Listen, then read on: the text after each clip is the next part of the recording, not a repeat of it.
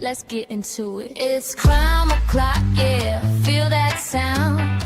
Typically unique when the truth comes out. Tick-tock, won't stop, let the facts talk.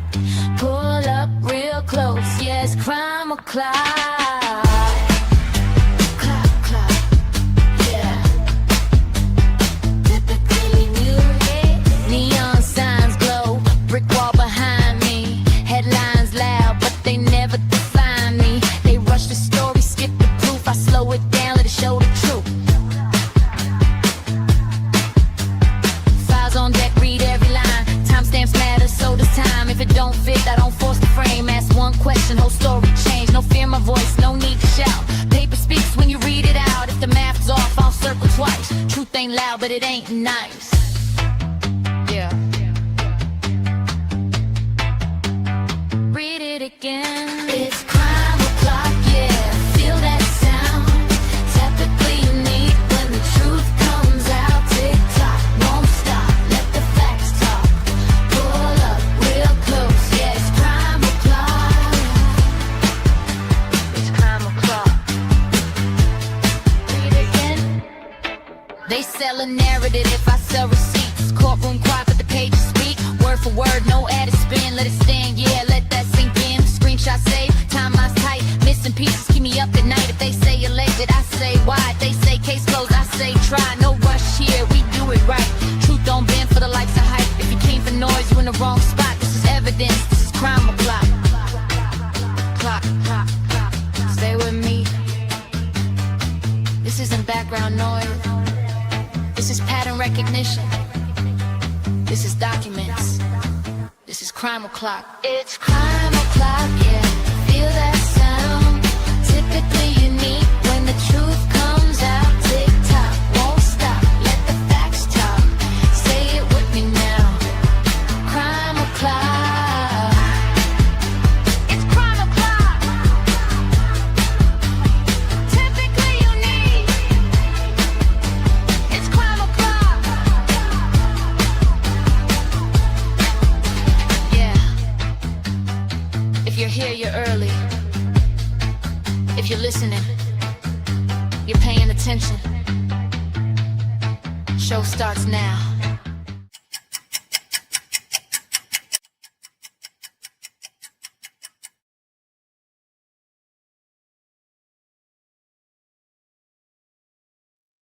Welcome back to Crime O'Clock. Hello, everybody. How are you today? I have my little virtual background going on today and a little bit of a new setup. So I had to disconnect and reset up my equipment. So please let me know if my sound is okay. I appreciate that. Sorry, I missed you guys yesterday. I got things going on over here, but I will tell you Friday. We'll do a catch up on Friday. I'll have stories. Good morning, Karmic Retribution, Sleuther75, SRB. Thank you. Thank you. Hi, Michelle.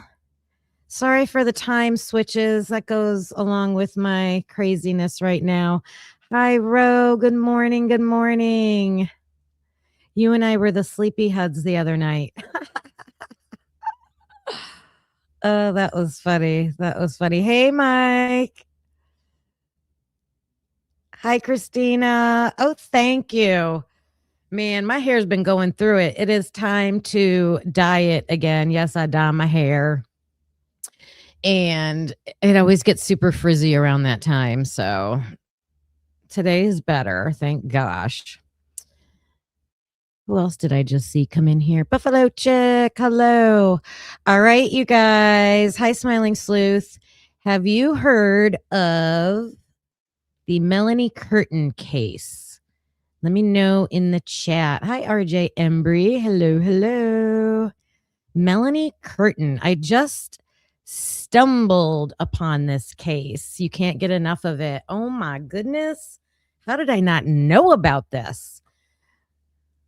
That's what we're going to talk about today, because she was an innocent person who was convicted, and there was prosecutorial alleged, we'll say mishaps, issues with prosecution, issues with evidence not being allowed into court, issues with the investigation, and she was ultimately exonerated and released.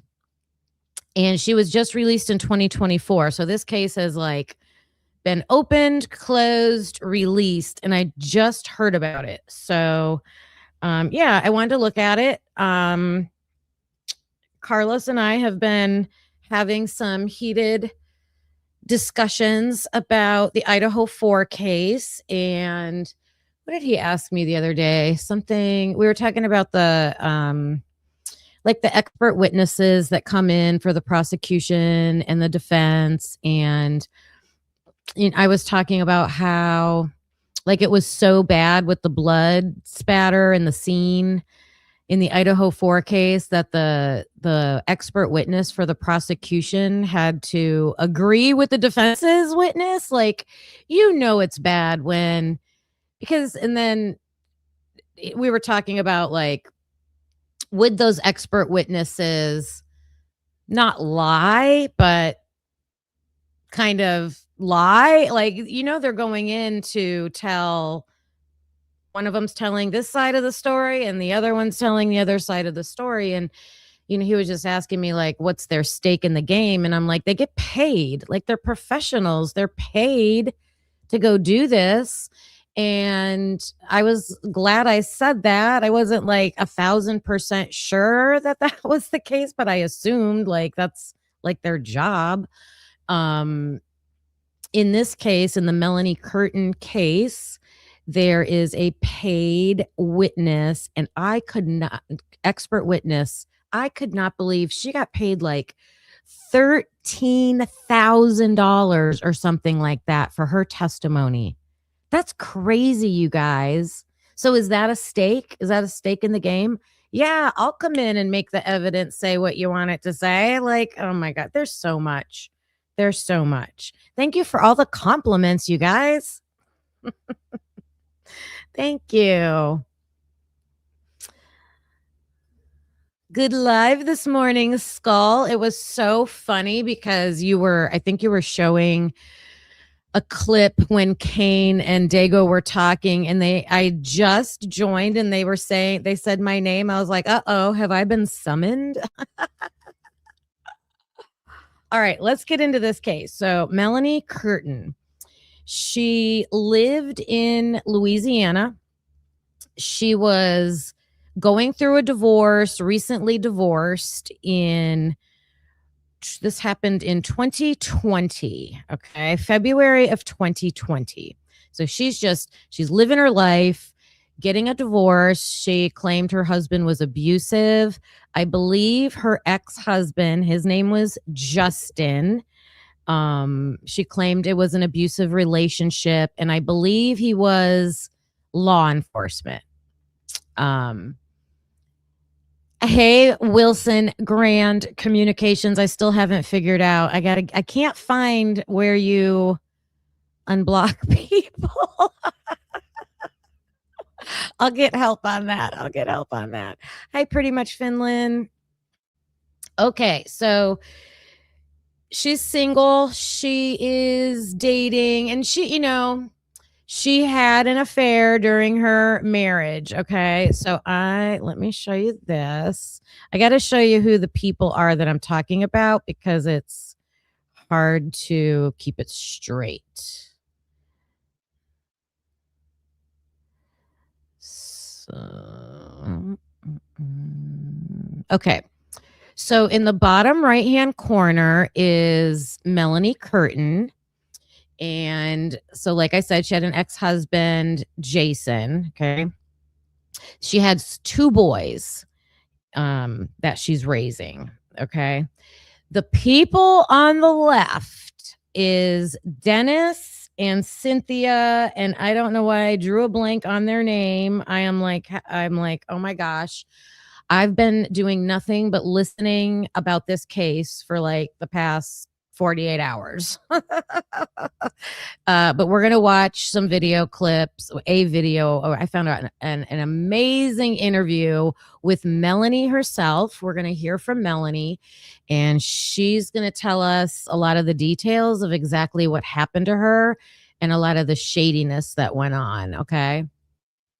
So this couple, okay, Dennis, Melanie in the bottom corner, when she was married, she did have an affair with Dennis. Okay. So there is a connection there. He was a former deputy. So Dennis, the deputy, okay, the bald guy.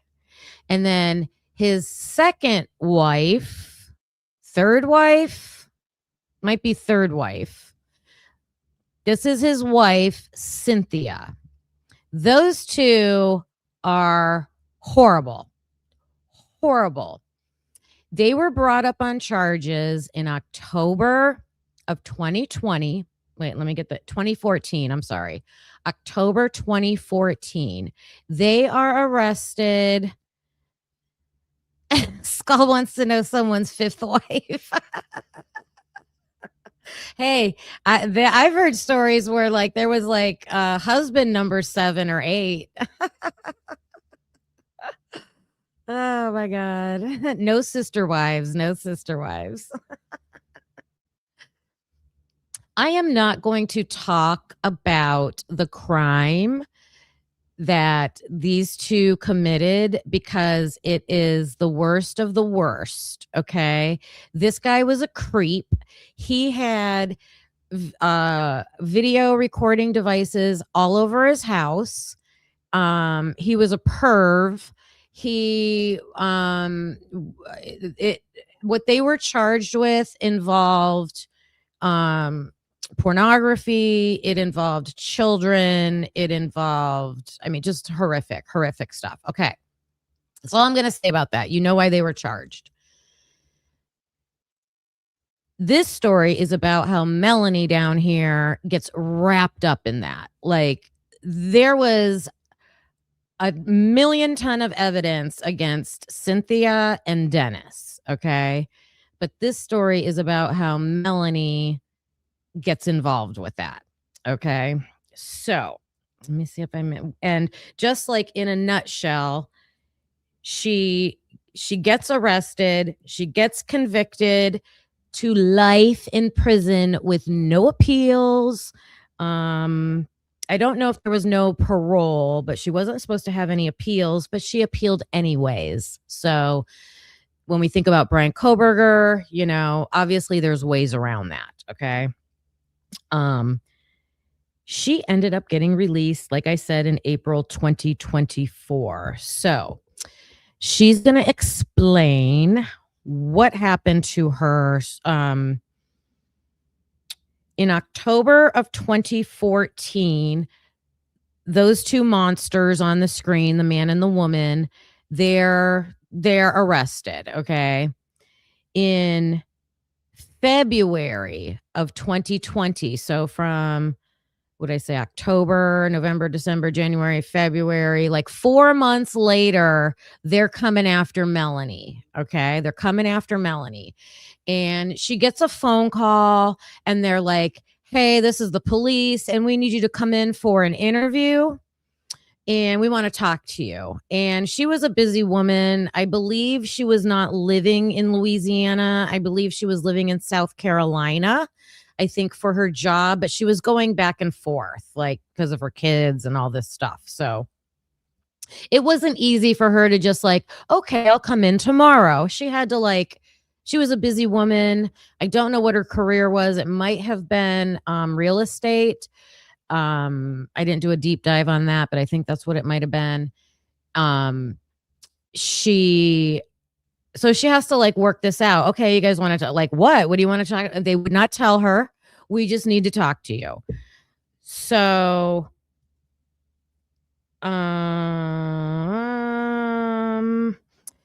she ends up asking for an attorney. So let me pull this up so that we can get the straight facts. Let me get the straight fact. Whoops, wrong one. Why am I sharing? I'm showing you my live. I'm rusty after 2 days of not being on here. Okay, so the person that is interviewing Melanie is former law enforcement. He went undercover. He was a detective. He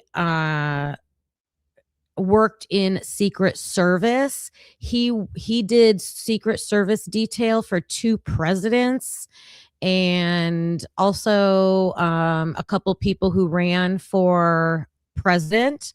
So he's got a lot of experience, and he was all over this case. So he got this interview with Melanie, and she's going to tell us what happened when they wanted to interview her. How does she find out what's going on?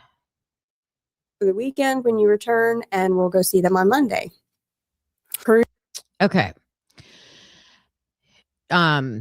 She ends up, like I said, getting a defense attorney before she ever even goes in to talk to anybody. So she has a defense attorney. The attorney's like, let me get a hold of the law enforcement. We're going to set up a meeting. And she's like, well, she had scheduled a cruise. She was going on a cruise. This is in February. And the lawyer was like, well, perfect, because I'm going to be out of town for a week. So her attorney was going to be out of town the same week that Melanie was going to be out of town on a cruise. Her attorney sets up a meeting. We're going to come in and talk to you the Monday we both get back. Set. Okay. So here we go.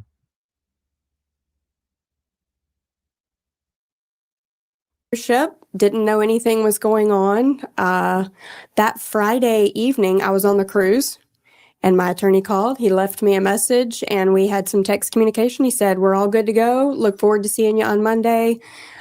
We've got everything wrapped up and confirmed. So just for everybody to understand, before she got on that cruise ship, that was in March, right? March of 2020 or late February? January 27th, I believe, Okay. of 2020. So late January of 2020, her attorney now is John McClendon. John McClendon reaches out to the Attorney General's office. The AG's office then schedules an appointment with her. So it would have been a little over a week away, but that appointment was confirmed for Monday. So she then takes off on your cruise, right? So It was left on Monday out of New Orleans and returned on Saturday, February 1st of 2020. okay, so February 1st of 2020. All right. So she gets off the cruise February 1st of 2020. Hey, Dago. How are you today? Miss you guys. Walk me through what happened when you ported back in New Orleans. It was somewhere between 5 or 6 a.m., I believe. There was a loud knock at the door, banging, almost as though we were being evacuated. It kind of startled us. Abruptly, there were several people rushed into the room. These women grabbed me, brought me out of the bed, told me to get dressed. They would not leave me alone. They wouldn't even let me brush my teeth, use the bathroom. I couldn't do anything. And these were agents with the AG's office? There were about a dozen law enforcement with different agency uniforms standing outside the door. Okay. I was in instant shock and didn't know what to do. They just said, get dressed, you're coming with us. They cuffed me immediately and I said, I need to pack my belongings. What am I supposed to do? They said, nope, they'll have to be packed at another time. You're coming with us. No explanation. No explanation at all. 5 o'clock in the morning. They walk you out and they take you, I'm assuming there's a jail or there's some sort of processing center within the cruise ship? It was somewhere off the port. It is a little furry because I was in such shock and scared. I didn't know what was happening or why. There were a lot of concrete walls and rooms. I think it was off the port somewhere within walking distance. And they sat me in a room with the investigator who had called me. He introduced himself and he said, I think you know why we're here. And I said, I don't understand why we're here because Look at that. Sleuther75. You are always so generous. I appreciate you so much. Turning 10 people green this morning, 10 new unique peep members. Welcome, welcome, and thank you, Sleuther. Oh my gosh. Oops, I keep clicking the wrong thing. I appreciate you. Thank you. Thank you. Thank you. Thank you. Thank you. Thank you. Thank you. Thank you for the support. Thank you. Thank you. Thank you so much, Sleuther and RJ Embry. Patty's next chapter. Tommy Boy. I don't know this one. And Dorothy Crafty. Some of these I can't read. And I got my glasses on. Riz Fizz. I like that name. Lost Faith. You guys got the memberships. RJ Embry, you got 2. How did you get 2? Double the bubble. Double the bubble. That's funny. Welcome on in, peeps. Yep. Welcome, new peeps. Yeah. Make sure you thank Sleuther. Okay. So she's on her cruise and just gets whisked away. And they're like, you know why you're here. And she's like, no, I don't. No. I have a meeting scheduled with my attorneys on Monday. We were already Right. Remember, she had a meeting scheduled. She was going in. She doesn't even know what's going on. And they just showed up at the cruise ship and took her on down. Row.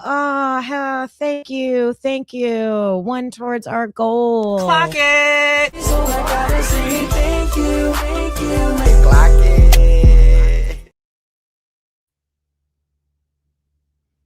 I appreciate you, Ro. Thank you. coming in to speak to you. So this is an abrupt way to get someone's attention. I don't understand. Right. So at that point, they walk you to wherever this little, I don't know, processing center, maybe it's a little substation, whatever the case might be. The agent that you met with, what do you remember who that agent was? Jean Guidry. Jean Guidry. Okay. So that's the first time you see Jean Guidry. Were there media? There were people with cameras. There was a specific officer. He referred him. You guys, listen to this, okay? Listen to how this works. Now, think about how Brian Kohberger has been trashed in the media, okay? Even before a trial. And this is what I cannot, I am no longer going to say we have a justice system. We have a legal system. And I can't take credit for that quote. Apparently, I think it was Elizabeth Smart's mother made that comment, because I don't know if you know the Elizabeth Smart story. She's the girl that went missing, was kidnapped for what, year or two, whatever. And then she actually helped herself get found. Her mom said that statement. We don't have a justice system. We have a legal system, because they trashed her husband. Like everybody was just like, oh, he looks guilty. He looks guilty, right? Can't do that. You can't do that. You have to look at the facts. So thinking about, how the media just ran off with everything about Brian Kohberger, and that's what happens to this lady, okay? So she's on her cruise ship. She's supposed to go in for a meeting Monday morning. They show up at the cruise ship. They take her to some, I don't know, law enforcement agency, wherever she's at in Louisiana at the port. There aren't official paparazzi, but there's a guy with a camera. Okay. And he says he's with like LBI, like, you know how like the Louisiana Bureau of Investigations. That's who he's claiming he's with. The guy who's interviewing her is like, I've never even heard of that. Like, I don't even know what that is. And listen to what this photographer does. Self as Brian with LBI. And as they're walking me from one room to the other, I think they did 3 different searches. They found me. I was in my pajamas. It's not like I could have had anything on me. It seemed a little excessive and very abrasive. And someone stuck their foot out, tripped me, kind of kicked at me. And he said, smile, very arrogantly. And I looked up and looked back down. I said, I'm not taking pictures. I don't know what I'm here for, as I'm cuffed and shackled. And they said, oh, no, he's fine. He's with us. This isn't going anywhere. It's just for our purposes. That was the picture that was blasted on the news media immediately. Wow. So you still haven't been told what's going on. They have you in this room. Essentially, you get tripped or kicked or however it was. Tells you with LBI. Mm-hmm. I don't even know who the hell that is. And then takes your picture, but tells you this is just for their purposes, but yet it gets blasted everywhere. All over the media. Correct. Wow. Then from there, they took me to Orleans Parish. And I said, where am I going and why? I was scared. Whose possession am I in? What are they going to do to me and why? If I don't understand what is happening. They take me to Orleans jail and they said, we're going to book you as a fugitive. My first thought is, fugitives are people on the run. I haven't run away from anything. I don't understand why. And they said, well, your charges aren't in this parish. They're in Livingston Parish. And I said, what charges? They're like, we'll see. You'll go over it. They'll go over it with you when you get booked in. And I said, booked in for what? They would not give me an answer. At that point, as I'm waiting in Orleans, that same guy, Brian, with the LBI, he said, you mean to tell me you didn't know that you were about to be arrested? It's been all over the media. Everybody's been talking about this. How can you tell me? You're lying to me. You knew exactly what was happening. And I said, well, I clearly just got off of a cruise and I'm not on social media, nor have I been for many years. I have lived a private life and I've been busy working and being a mom to my kids. Right. So this Brian. Could you imagine they're not even telling her what's going on, why you're here, why we've done. I mean, I just feel like we have been what's that word? Not brainwashed. They just make us believe, gaslighted. Yeah, we've been gaslighted into thinking certain things in America, right? We have a justice system and, you know, our government works for us and we, you know, the people have the power, our votes matter. And my gosh, with social media and our immediate access to information now, there's so many truths that I feel have come out about the reality. Like I feel like I'm dumbfounded at the reality that I'm seeing in all of these cases about the legal system, about how the court system works. This is crazy. This is not the case where someone else has the same name. No.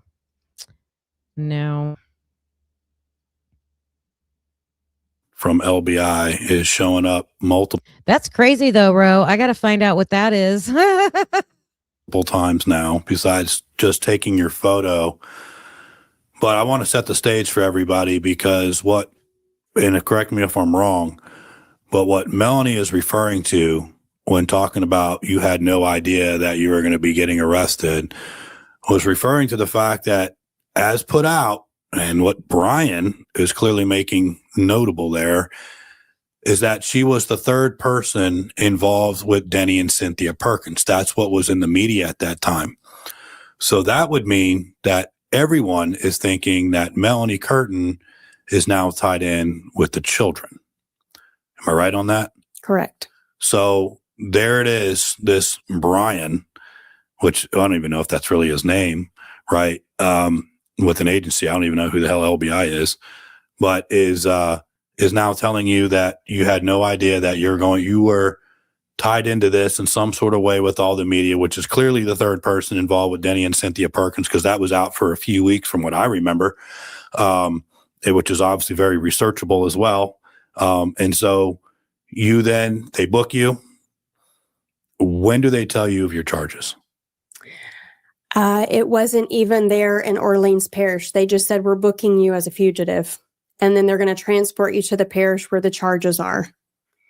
I said, well, where's that? And they said, Livingston. And in my mind, I'm thinking, how do I have charges in Livingston Parish? What is it for? And they said, you'll know whenever you get there. So they put me in the vehicle, handcuffed, drive me from New Orleans to Livingston Parish, bring me into that facility. And the news was out of outside the jail, recording me as I went through. Even one of the officers that was in the back seat with me, he said, sorry, we've got to do this. And Lucy, you know that case? If you guys find the name of that, I want to cover it. I want to look into it. Same name case. And then I saw, let me see. Buffalo Chick, you're citing another case. See how many? I'm just going to keep sharing these cases until we pound this point home, and something has to start getting done about it. The legal system is too lopsided with the power. The defense, the ability to mount a solid defense is extremely hard. It looks like it's extremely hard. All the power and decision making gets done by the prosecution, especially when the judges lean that way and aren't fair and equal, which we're seeing more and more and more. Richard Glossip. Ooh, that's an interesting one. Yeah, someone find me that name, or I'll look it up. Oh, he's still in prison. Okay. I can't. Are they allowed to arrest you and not tell you why they're arresting you? Like, this is crazy. Or they're at least detaining her, right? They're detaining her for questioning and not telling her why. That's insane. I go in the jail and they get together paperwork. They put me in a holding cell and brought me out to sign. So real quick, I want to rewind this because real fast. Orleans Parish booking you as a fugitive is, I will say, for those listening, isn't doing anything out of the ordinary. We do that all the time like when we had somebody out of a different parish or county or even a state, we book them as a fugitive. They don't know the details to everything. They're just booking you based off of the warrant. All the details would actually be with either the Attorney General's office or Livingston Parish. But what I want to highlight here real quick is when you say you pulled up to the jail and they're telling you, I'm sorry, we have to do this. What Melanie's talking about, and correct me if I'm wrong, is when you get out is all the media being there. We refer to that as a perp walk. So they perp walked you for all the media to be able to see. Yes. They can take all the pictures and videos and put it all over their news channels and blast it everywhere. Mm-hmm. Right? Isn't that what you're referring to? That's exactly what happened. Okay. Yes. They ended up filling out paperwork and asked me to sign. They said, these are the charges that you're being charged with. It doesn't mean you're guilty, but it's just acknowledging that you're aware these are the charges. And you'll hear from a judge maybe within the next 24 to 48 hours. This was on a Saturday. Judges don't have any communication with people over the weekend. And when I was unclear of what was going on, I had no family close by. I didn't know anyone's phone numbers. I kept asking for a phone call. And like most people, your phone numbers are in your phone and you don't have them memorized. But that's when she pointed and she told me the charges are first-degree aggravated rape and video voyeurism. And I shook my head no. I said, I'm not signing that. She said, it's not an option. You have to sign it acknowledging this is what we're booking you on these charges for. And you can fight these later on, but you have to sign this for now. And I was scared to do anything because I was so unsure of what was happening and why. It didn't make sense to me. It didn't add up what this was about. Right. So you now know for the first time that your charge was first degree aggravated rape and video voyeurism. So you find out what your charges are. You don't really know the details behind it. I can't imagine what is running through your head at this point. Okay. Let me switch back over to here. And hello, Jen. Is that Wisconsin? Thank you. And welcome. Dago is telling me he was given 3 stays of execution. Jeez. Wow. Okay. I don't, maybe when I hear details, I'll remember that case. But, and hey, Lucy, I don't know if I said good morning to you or afternoon, I guess. All right. So just to go back. So the couple on the left, they were the ones who were charged with the charges that they are now saying Melanie is going to be charged with. Okay. There is mountains and mountains of evidence against the man and the woman. Good old Dennis and Cynthia up there. Okay. How does Melanie get connected into all of that? She was friends with Cynthia. Cynthia was a school teacher, by the way. Yikes. If you looked up the details about what these sickos did, it is disgusting. It is so disgusting. And Melanie did know Cynthia. Oh, wait a minute. No, I'm sorry. I got it wrong. Good old Dennis here has been married like 3 or 4 times. So I'm getting the wives messed up. Melanie was friends with the wife before Cynthia. Okay. The wife before Cynthia, who's not on here, her name isn't used a lot because they call her the victim. So Dennis's wife, that's not here anywhere on the screen, is going to be called the victim. Okay. And she was friends with Melanie. Okay. And Melanie is not perfect. She had an affair with Dennis at one time. Okay. Consensual affair with Dennis at one time.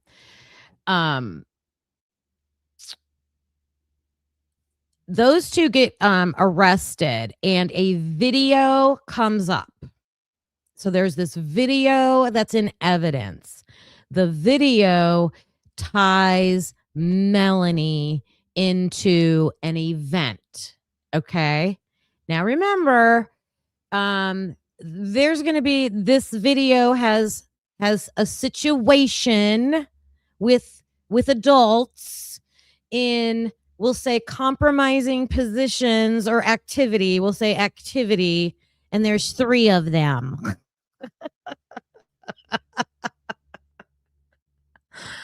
There's 3 of them. And it's going to be Melanie, it's going to be Dennis, and then it's going to be the victim. Okay. But the question is, they paint her as a victim, but come to find out, I don't know if she's really victimized or if she's a victim and Melanie is also a victim. But they're claiming that Melanie is a perp in this video. Okay. So that's what she's going to start. That's what this is going to start being about. This video.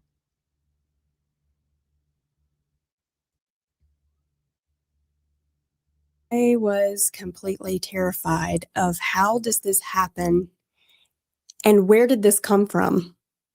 It didn't make sense. None of it made sense. And I was still in shock. Yeah. And I thought, how am I going to move forward from this? I felt like I really left the world. I thought I was in a bad dream. Maybe I'll Right. wake up. And the amount of stress that goes through your body, shivering, shaking, you can't think straight. Right. I just kept saying, I need a phone call. I need a phone call, because going to jail is scary when you think you're a law-abiding, tax-paying citizen and you do everything you can to live right and do right. How did I end up in this place? Right. So they, you get booked on your charges. When did they allow you to make that phone call, and who did you call? I called Chris. Mm-hmm. And he was on his way back home. He was getting on a flight. He said, your car's in the parking garage. Your sister's going to come get your suitcase. It's in the trunk. I got everything packed up. And he had called my mom, I believe, and some of my sisters and let them know I'm headed back home. This is where she's at. And let me know what's going on or what I can do. Right. So at that point, he was flying back to South Carolina. Okay. And Chris for everyone that doesn't know, Chris is Melanie's fiance. So I can't imagine what his thoughts must have been at that time. You guys were on a cruise ship, enjoying your cruise. Like, we got a little mini vacation going on here. What the hell happened? 5 o'clock in the morning on a Saturday, banging on your door, dozen law enforcement officials inside your room. You're handcuffed. He had to have been confused as hell, just like you. He kept asking him, what is going on? What is this about? And they wouldn't tell him. They're like, we're going to take her down to the station and book her if you want to go. And he said, well, I have a plane to catch. What would you do? You knew somebody for, I guess we knew each other for 2 years at that point. Mm-hmm. And he was thinking, I just want to get out of here. I don't know what's going on, but I don't want any part of this. Right. And his version is he gets on the plane and he's flying back and he's running through his mind, how could this possibly be?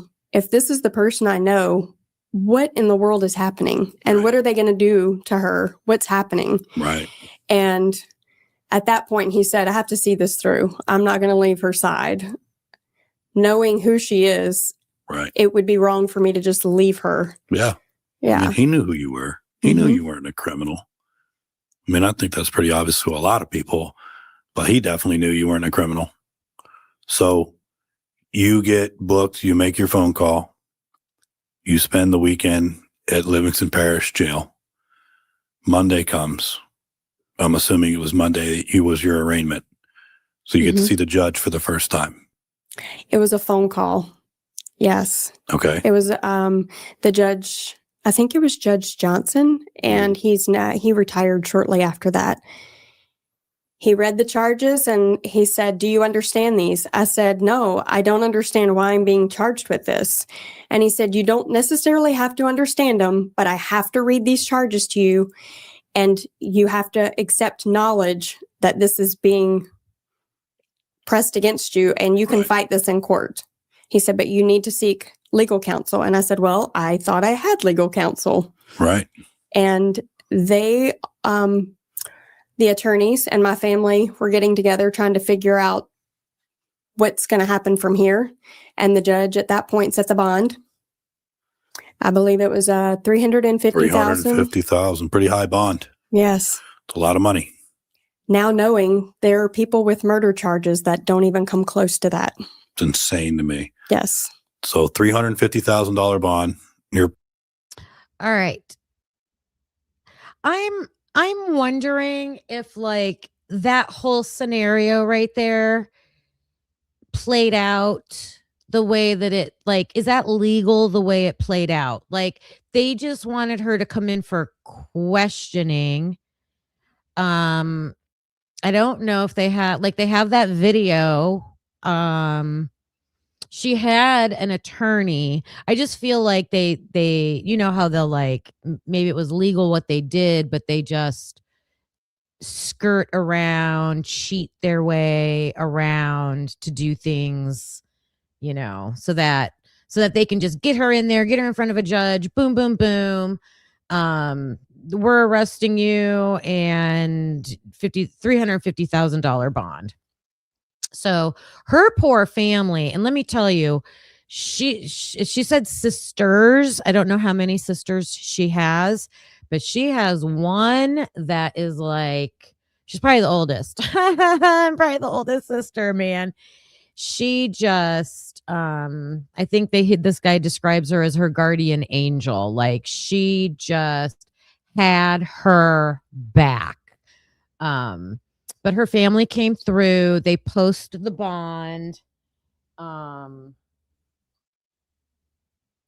then, okay, so now she's being accused of being at a house, participating in that activity that I told you, where they are saying that the victim was not consenting. Okay. So that's what she's truly being charged with. Okay. She's like, how do I defend against this? This was in 2020 when she was arrested. The event happened in 2014.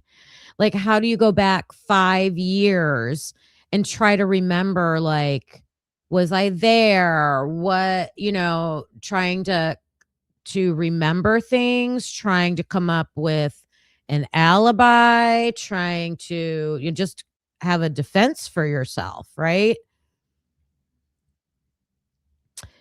Disgusting things, Lucy. Oh my gosh. This guy that I'm showing you, his channel is, let me shrink this down and tell you. This is the True Crime Report with Jim Rathman. Jim Rathman is former Secret Service. He did a whole series on the Melanie Curtin story. So I listened to his 4-part series, and then this was the culminating interview with her. So you can get a lot more details when you listen to that 4-part series. Oh my gosh. This lady got totally trashed in the media also. Okay, so that's where we're going to go to. She is now accused of something that she doesn't remember. She doesn't know what they're talking about. And her sister is going to help her out. So she's going to explain what her sister does. Is that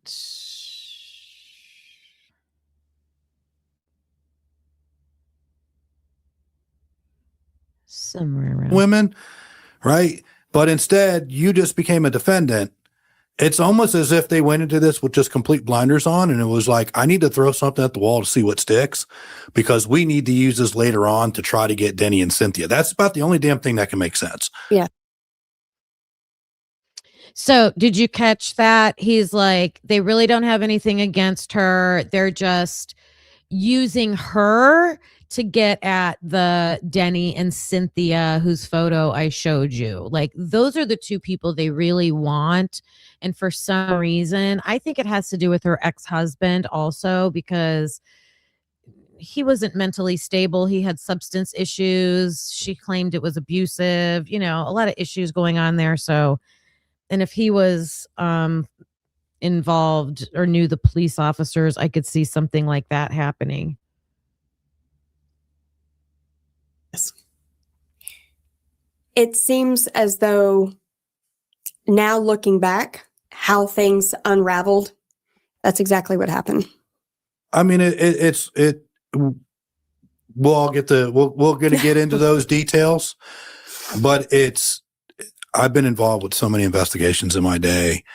This one, honestly, I haven't seen anything like this. I haven't seen, to be quite honest and frank, such a shitty job, and Oh, Idaho said, hold my beer.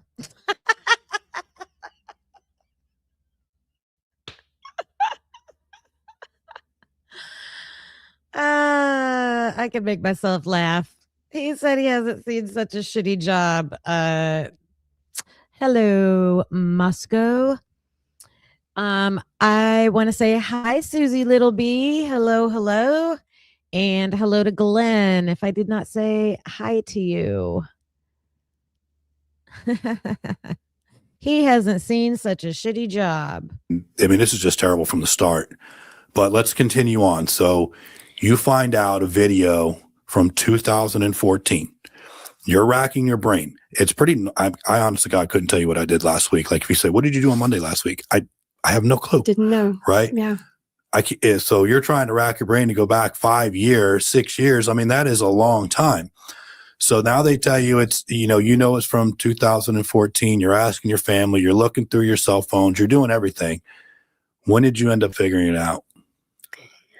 My sister Googled any major events on November 8th of 2014. Dago, I said hi to you. Are you talking to me? I said hi to you. I said, I miss you. I miss you guys. We make ourselves laugh, Lucy.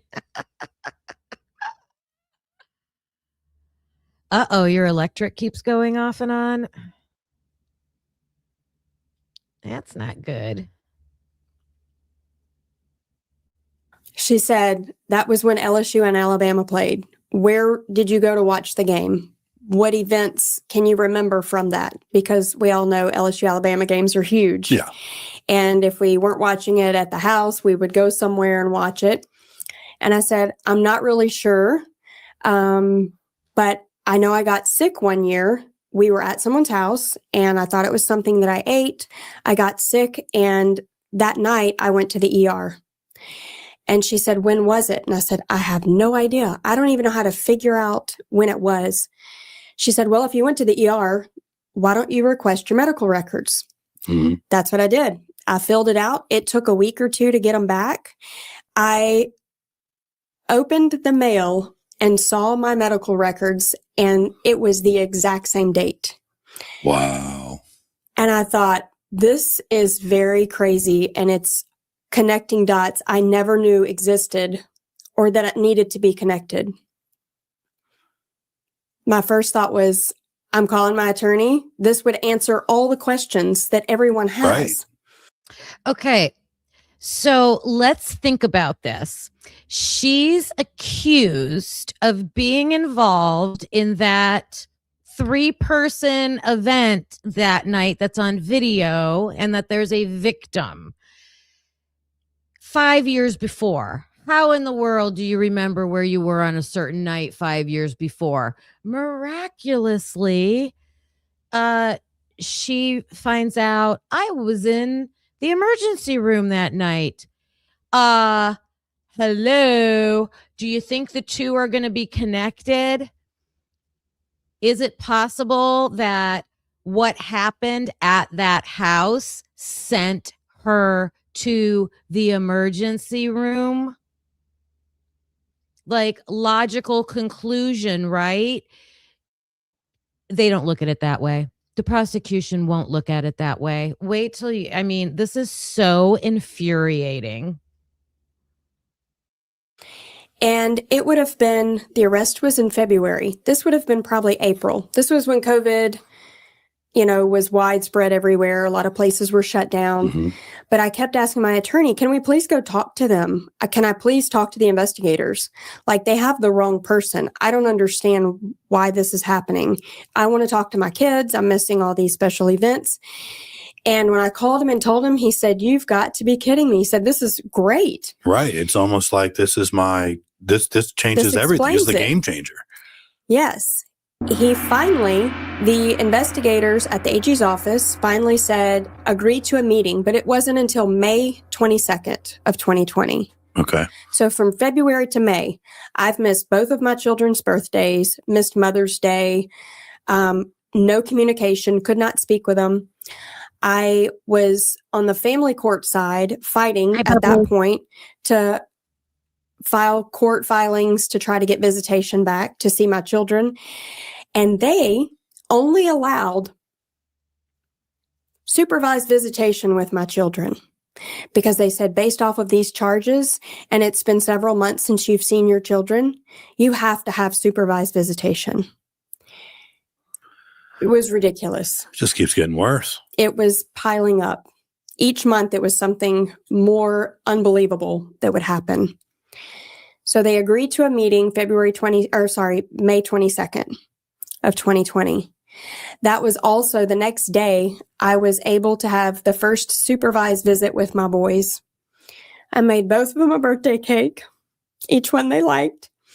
And it was so hard to have a stranger sit in the room and watch me interact or be around my boys, knowing that they had been exposed and had this persona of their mother exploited all over. And they knew me. I'm their mom. Right. And I'm sure they were confused. You raised them. They knew their mom. And I know that their views of things were probably tainted because they were hearing so much and had so many questions. At the time, they were 13 and 15. Those are very crucial ages for boys, teenage boys. And the counselor said, don't speak of anything that you're going through. Don't speak of anything about the case. Just have time with them, which sounds... Okay. So this is while she's out on bond. She's bonded out. She's got an ankle monitor. Can't,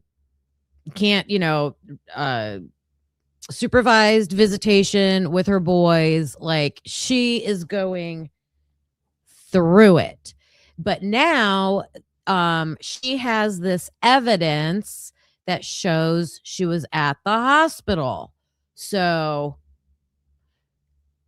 do you, as a defense attorney, hold on to that evidence? Wait for trial, prove your innocence with this evidence you have? Or do you bring it straight forward and say, hey, drop the charges because I was at the hospital? I wasn't there or whatever. So that's the decision they're going to have to make. And then, why do we keep thinking 37? Let me see. Or caused you to have these types of symptoms. So they probably just even thought that those things would tie together. Right. And as he's flipping through these papers. Oh, okay. So they're going to have their meeting with the Attorney General's office. Brant Mayer was also there. They were my attorneys together. Okay. Gene Guidry, the investigator, was there, and Matthew Derbies. Matthew Derbies was the original prosecutor, correct? Correct. Okay. He was the one the meeting was originally scheduled with between John McClendon, my attorney, and Matthew Derbies. He was also, when they made the arrest and John reached out to him, he said, "What in the world?" He said, "Got your girl. Sorry, man, I couldn't tell you." Those were his words. That was Matt Derbies' words? Matt Derbies sent that to my attorney. And that's why they went so public with it, I guess. It was hurtful to think, who did they think they got? What was that reminds me of Karen Reed, right? Funky text messages, talking bad about the suspect, political. Yeah. This about? But seems very political to me. Like they had a plan in place. There was an agenda. Mm-hmm. And we met on May 22nd. Hey, Bubbly.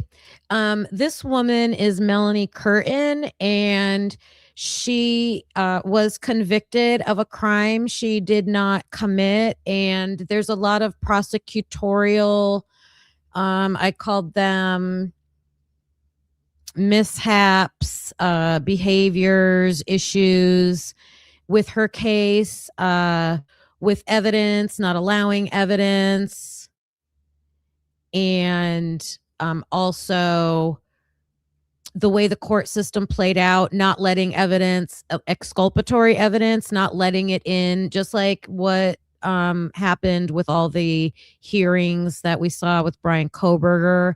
She was trashed in the media before ever getting a trial, found guilty in the public opinion before her trial. And then after serving like 2 years of life, she had a life sentence for something she didn't do. She was exonerated in 2024. So, yeah, just another one of those cases that I'm trying to make comparisons with. And I'm on a mission to show all the cases that I can where I say our legal system, not our justice system, our legal system doesn't play by the rules. Shady things happen, all that stuff, because I'm sick of hearing no one would perjure themselves, or, they would never do that. And we're just trust us.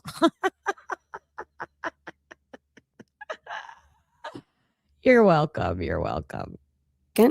Of 2020, and they recorded this interview, and they were asking questions. I also asked questions because I was still shocked and still didn't understand. This happened in February. Why are we just now getting to meet? And why is no one speaking about this? So she's basically arrested in February and doesn't even get to have this meeting to like hear like exactly like the charges, and now she's trying to provide her evidence she has. And I think they had 2 meetings, I think one in May and one in June of 2020. Okay. So from February to May and June, she's still not sure about everything. But in the meantime, she's just getting like trashed in the media. Yeah. You guys are saying there's a lot of cases like this. I'm never going to run out of content. If I'm looking for like corruption and cases that get overturned, yeah, lots of content out there for that. Why are you not giving us more information? And we went specifically so that we could show them these medical records. This would be clearance. This would probably explain something wasn't right. And it would solve a lot of questions and problems. And through the interview, they asked a lot of questions. I was more than eager to speak because I thought, these people don't know who I am. Right. Why can't I just share a little bit about me or what my life experiences were? And they asked to pause the interview. And when it was officially off the record, my attorney said, we have some information, some evidence we need to show you. Matthew Derbies said, you know that we've overcharged you on this and you'll never do the amount of time based off of these charges. But if we turn this recording back on and we find that you're lying to us, you're done. Do you understand me? You're toast. And I looked at my attorney and I said, we might need to show him what we have. He walked to the end of the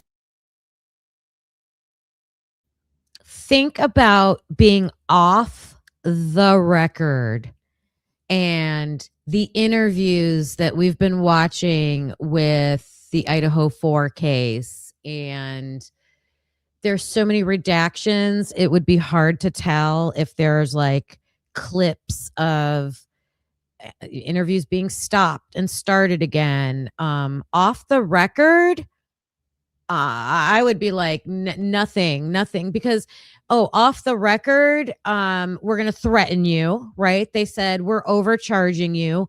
We already know how that plays out. We overcharge to scare you, right? It's just the playbook. They're just following the playbook. These things are, yeah. Ido invented off the record. And what was the other point? She's off the record showing them her evidence she has. Okay. Oh my gosh.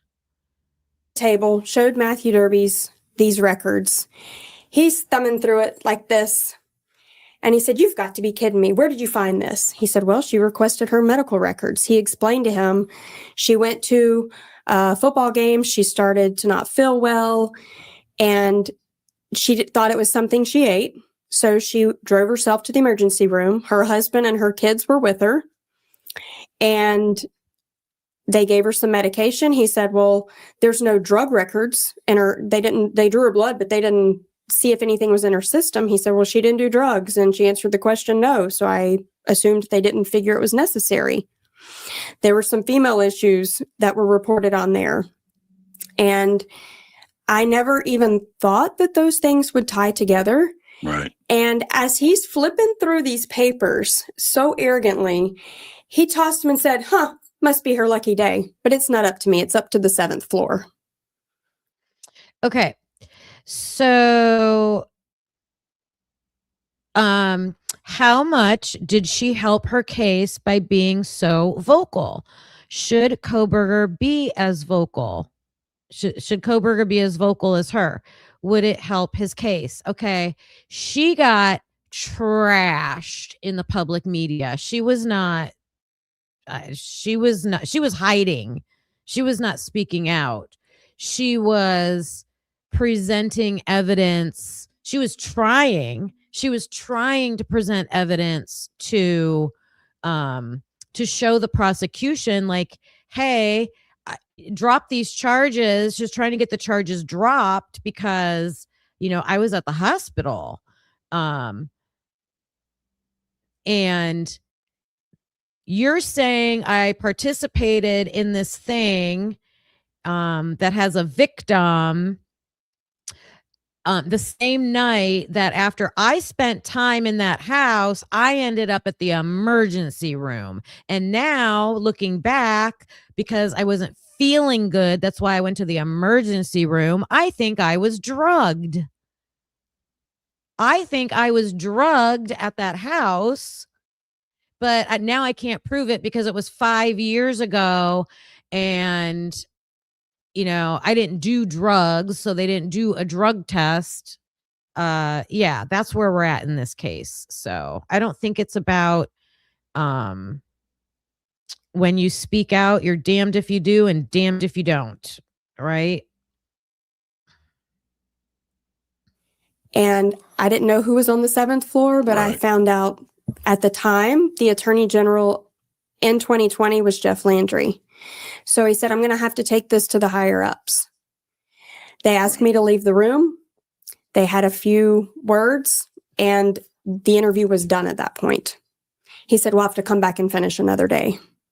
So I want to make sure everybody understands too that when you went to the ER, you went to the emergency room the morning of November 8th, or was it the evening of November 8th?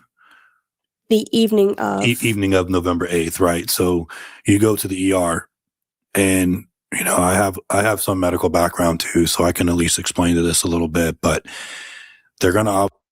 Okay, good comments are coming in, you guys. Hi, Chris Tat. Like they say, like Brian wanted to stop the interview, not that they stopped the interview. That'll be if we ever hear it, right? Why can't we hear his interview? Right.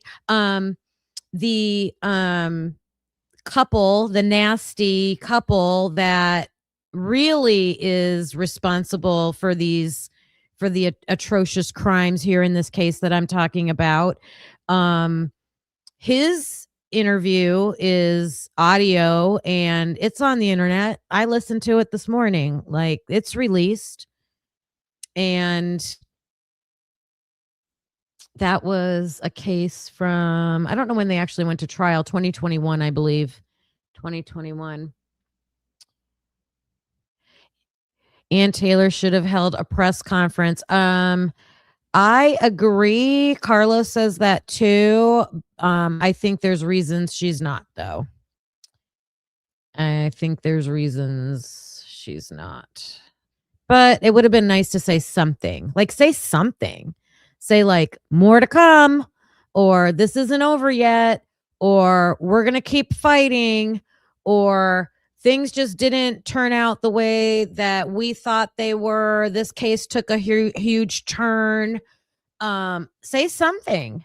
I mean, I agree with that. I cannot disagree with that. It's Brian's choice at the end of the day, I guess. All right. So he's explaining the drug stuff. So we get that. After the second interview in June, I was still doing supervised visitation with. Okay. So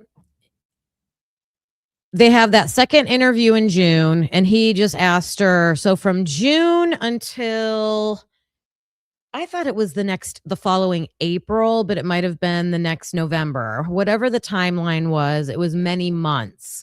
So she had many months where she's out on bond and she's awaiting trial. Okay. So during that time, she, has supervised visitation with her kids. She, her husband, her ex-husband, this is, I should put up a little minor trigger warning. Okay.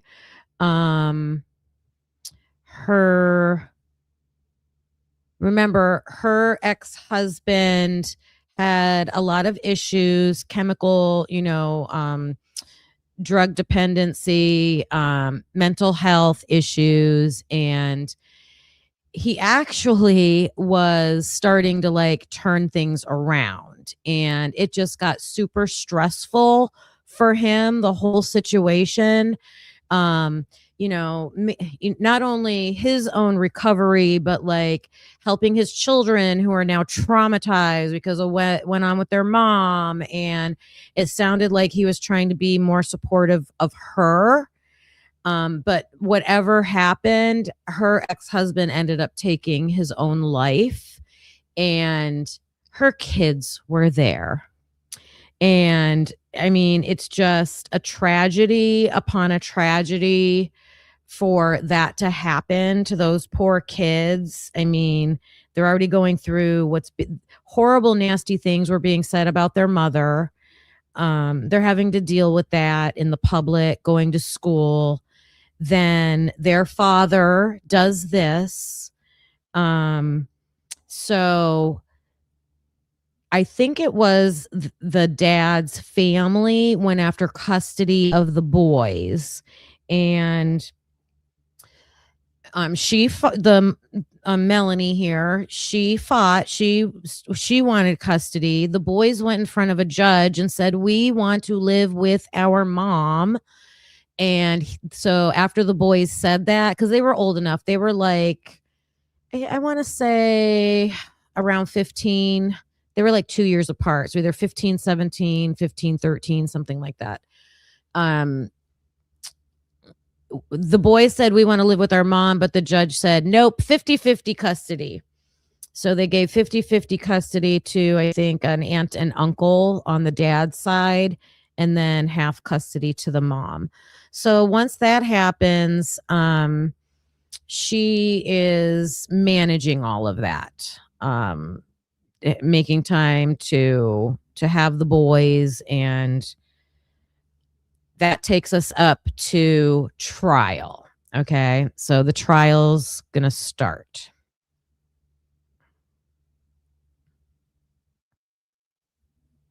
Did I write down a 53? Right about there. Yep. Beginning. So I feel like that was her way of saying, hey, here's this phone. This ought to clear this up. Oh, back up a little bit. Continue to do so. The Attorney General's office's victim, I feel that phone was already there to begin with. Nope.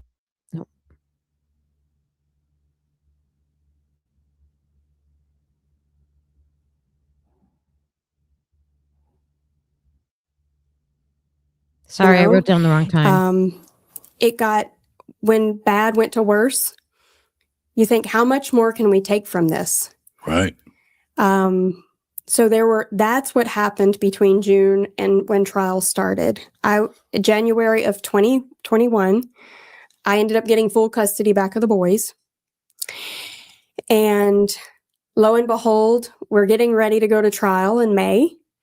And we were told there's been a cell phone discovered that has text messages between the person who invited me over and myself. And I thought, well, good. This is going to be great news. Should be revealing, right? Right. And my attorney said, do you remember any of these messages? I'm like, no, we would talk about exercising, workouts, recipes, essential oils, Right. kids and sports. That was it. Nothing more than that. And so the trial was delayed because they had to go through finding out these text messages, discovery, right? So, Okay. Remember, she's going to trial for supposedly, I don't know if she was charged with the, assault, participating in that activity against the victim. So a grown adult woman that was her friend is the victim. The victim, I think, is very hesitant about this whole case. But I don't know why she won't just speak out and like defend Melanie. Okay, not in this trial. She does not. But what she does do, the victim, at the day before the hearing, the day before the trial is going to start, or what'd they say, week before, right up before the trial, she produces a phone with text messages on it, which you would think the investigators should have had that, don't you think? Shouldn't the investigators have had that? Did they have it? Did they have that? Anyways, she was able to go to the court and say, here, we were corresponding back and forth, and kind of like, maybe it's not exculpatory evidence, but it's evidence more in favor of a benign relationship. We truly just had a friendly, normal, talk about normal things relationship. We didn't have any weird messages that night. Nothing like that. So this phone, these text messages get introduced, and they delay the trial. They delay the trial when the prosecution needs more time. Were they going to allow Ann Taylor to delay the trial when she asked for more time? Nope. the Attorney General's office, but also your attorney should have been able to go through the text messages as well. So they go through those messages.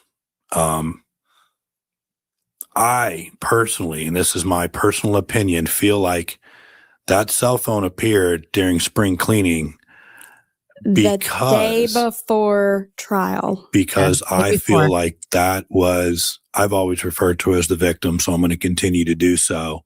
The Attorney General's office's victim, I feel that phone was already there to begin with. It was discovered the day before because that was her way of trying to get out of something she had already said multiple times to the Attorney General's office in their interviews, especially came out in the retrial, that she wanted no part of this case. She never wanted anything to do with it from the very beginning. So I feel like that was her way of saying, hey, here's this phone. This ought to clear this up. I don't want anything to do with this. It's got to stop. But it didn't stop, did it? It did not stop. All it did was delay the trial even further. And they still pushed forward. It was rescheduled for November of 2021, the Monday after Thanksgiving. So now you have to wait another 6 months, 7 months to go to trial for something you still have no recollection of, no information of, other than knowing there's a video. There's now text messages. I've given you my emergency room records. What the hell is going on? In the meantime, I have this huge ankle monitor on my ankle. We all know summers in Louisiana are very hot. Mhm. My oldest was in baseball, and he did travel ball in the summer. And I was unable to accommodate him as his mom, his only surviving parent, to take him to play his baseball games in Alabama, Mississippi, anywhere. I couldn't drive. Okay, she had to stay put, waiting for trial. Called and said, "Come walk on the water to him." I said, "It only took one brave person." You had no defense. How do you do that when someone, a stranger, is heavy, but you wanted to enjoy all those moments in case you never got them back? Right. You can never get the time back that you miss. And the Monday, it might have been November 27th. It was the Monday after Thanksgiving in 2021. Mm-hmm. The trial lasted for 1 week. It ended on December 3rd. It was a Friday. That was when the verdict came in. The whole week of trial was horrible. Well, let's talk about that. Because at this point was the first time you really been able to truly see what this case was all about. They showed the video. You got to see the video. Did you have any recollection of any of that whole night? None. So you were literally seeing it for the very first time. Parts of it. It's hard in the courtroom. They clear the courtroom out. Mm-hmm. No one wants to witness something that they were unaware of, and then you're being charged for doing something you didn't even know happened. So remember, she can't say I didn't do this, because she's on video doing it. It's just she was drugged. She didn't know, and there was no criminal behavior on her part. They were trying to make it seem like the victim was not consensual. Okay. The juries are going to have a very hard time coming to a decision, only because there is one person who really analyzes the footage like the way it should be analyzed. And what happened in that jury room is crazy. It's crazy.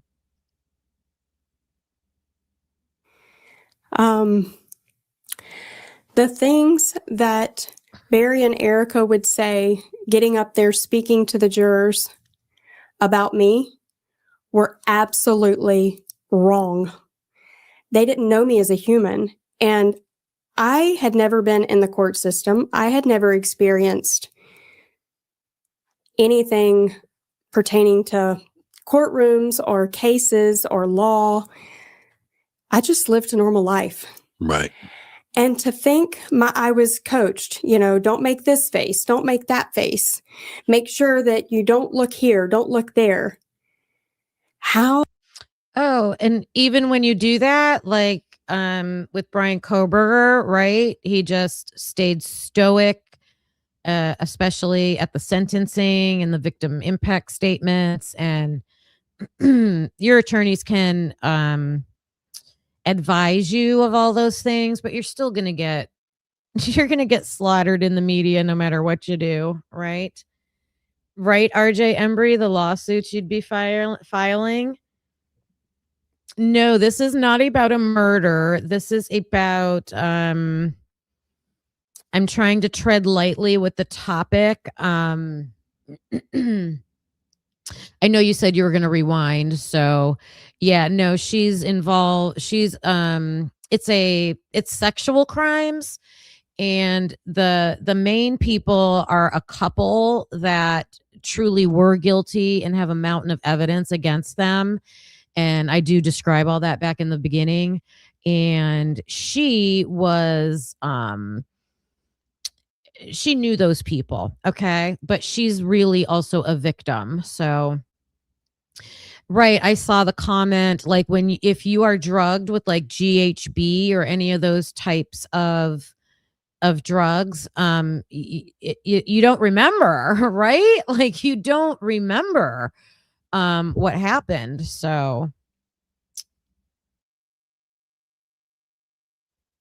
How do you do that when someone, a stranger, is walking around talking to 12 jurors, explaining who Melanie Curtin is, and they don't even know me? They can tell lies, and they can speak about a narrative that they want to tell a story about that is 100% wrong. And there is nothing that I could do but sit there and listen. It's very hard. I wanted to get on the stand. I wanted to testify. But I also knew the risk of the prosecutors, the Attorney General's office. They can twist and manipulate anything. And it's scary to think, I just want to get the truth out. I just want to share what's really happened here. Right. And it was so unfair. I felt there were many breaks of sobbing on the bathroom floor with my family. And it was like experiencing my own death. They were killing my heart and soul, telling lies, and there was nothing I could do. And to know that there are people that aren't getting told the truth. How can these jurors make a decision? Every time we tried to include evidence, everything was denied. I was stripped away from being able to give proof of this not being what they were making it to be.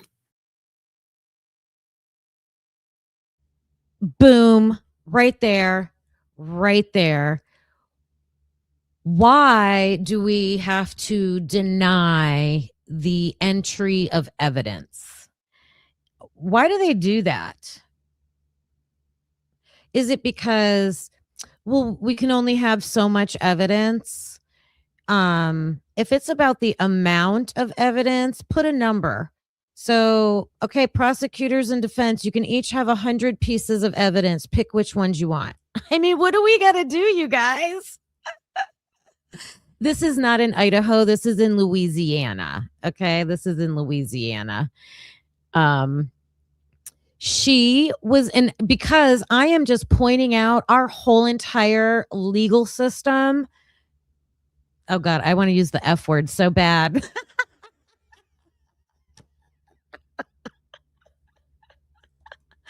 It's messed up. Okay, it's messed up. Oh my gosh. So I don't care what state you're in, Idaho, Louisiana, no matter where you're at. Yeah, it's the system.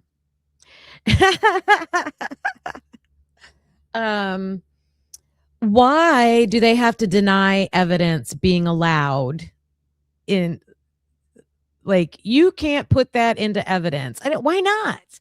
Put it in and fight it out on the stand. Like, fight it out. I don't know. I don't like that.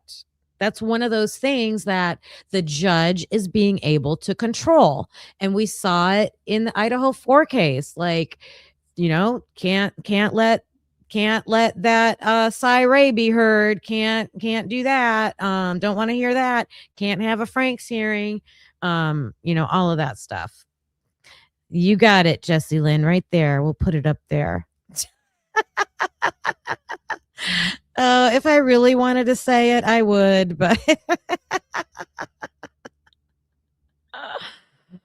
And what they were objecting to was basically the rape shield law. Was a lot of those objections, and for those listening, I do believe in the rape shield law. I think a lot of us believe in that rape shield law to protect someone from having to continue to disclose sexual experiences that they've had that have been, that would bring harm or something like that to the victim, right? But the rape shield law is not supposed to be used to prevent somebody from being able to have a defense. But in your first trial, he talks about that law a lot. The rape shield law. I've listened to this a gazillion times. I still don't quite understand it, but it has something to do with, I think it has to do with like believing the accuser and not being allowed to let in certain evidence that's like, I don't know. It's convoluted. I don't really understand it, but whatever that law says, it was stopping Melanie from being from it.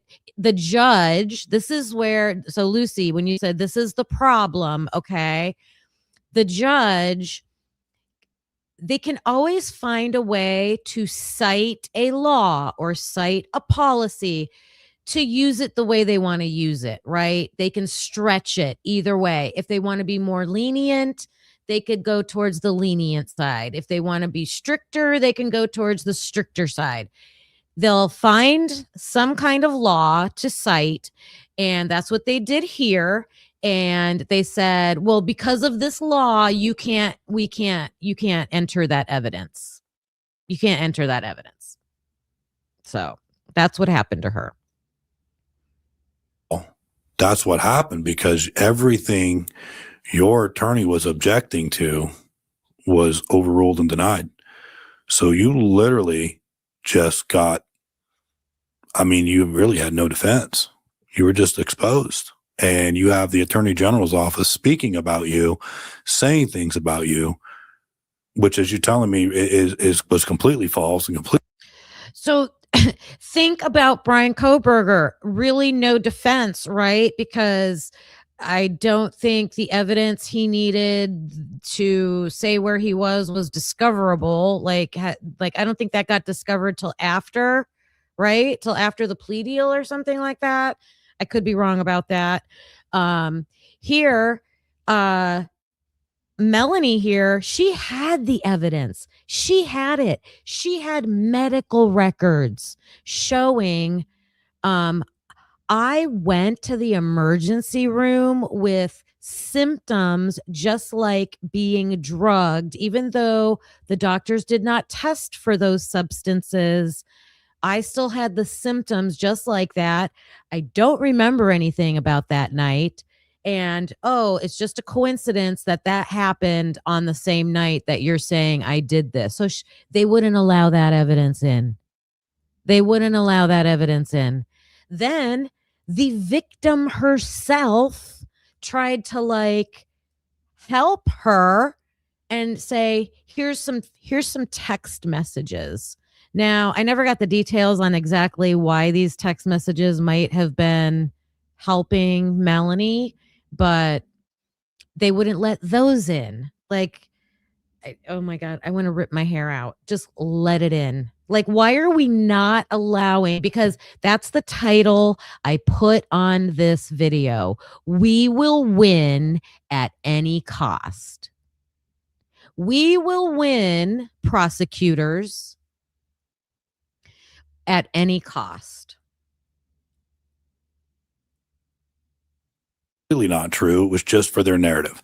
So they basically steered this investigation. They steered it in the direction of the jurors to understand what their side of it was and how they wanted to be. And anything you had to go against what that narrative was not allowed in. Correct. I had no ability. Everything was denied to defend myself. Did you feel at any time like when you went through the trial before they read the verdict, what was your gut telling you? Did you think that you would be found innocent, or did you think it was going to be found guilty because you didn't really know? Well, sitting on the floor in Okay. So let's think about this. So Melanie here, her evidence isn't really like 100% exculpatory. I feel like if Melanie had evidence that showed she was never at that house that night, that would be exculpatory evidence, but she didn't have that. Okay.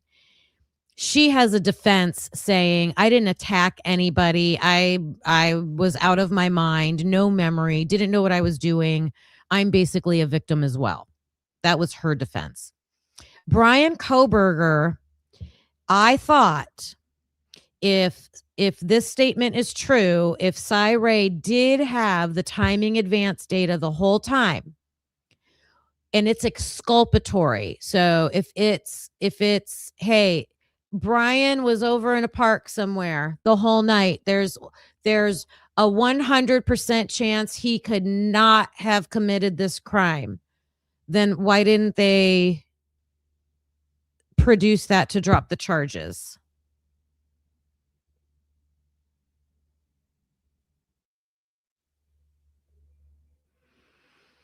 The phone was not communicating with the tower at the time that the state says the time occurred.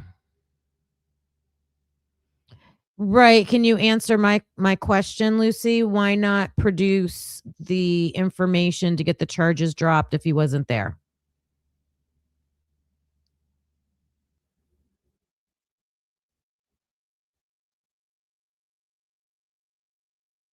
Because I think that's an issue. I think that's an issue if we're saying that Brian's defense team had exculpatory evidence and then didn't use it to get the charges dropped.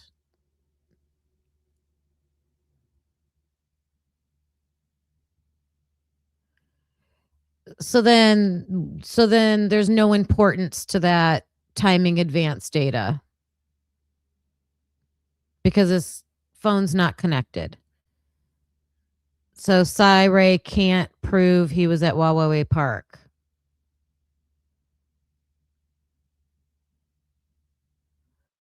Well, 254 is the way he's turning, right? You're talking about the direction he's turning. Yeah, but we don't need timing in advance really for that. We see that on camera.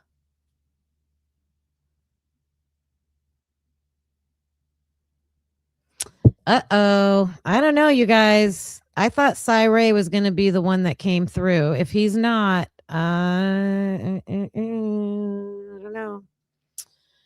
I don't know. the hallway waiting for deliberation. There's a Bible story about the disciples in the boat. And there were 12 disciples in the boat. And Jesus called and All right, we're going to skip the Bible story, but she's basically saying one juror stood up for her. Okay, this is the crazy part that I was telling you about what happened in the jury room. Going through and oh, it was so hard. I felt like, people say they have outer body experiences. mm-hmm. Pretty sure that's what happened. I hit the floor. I heard my family.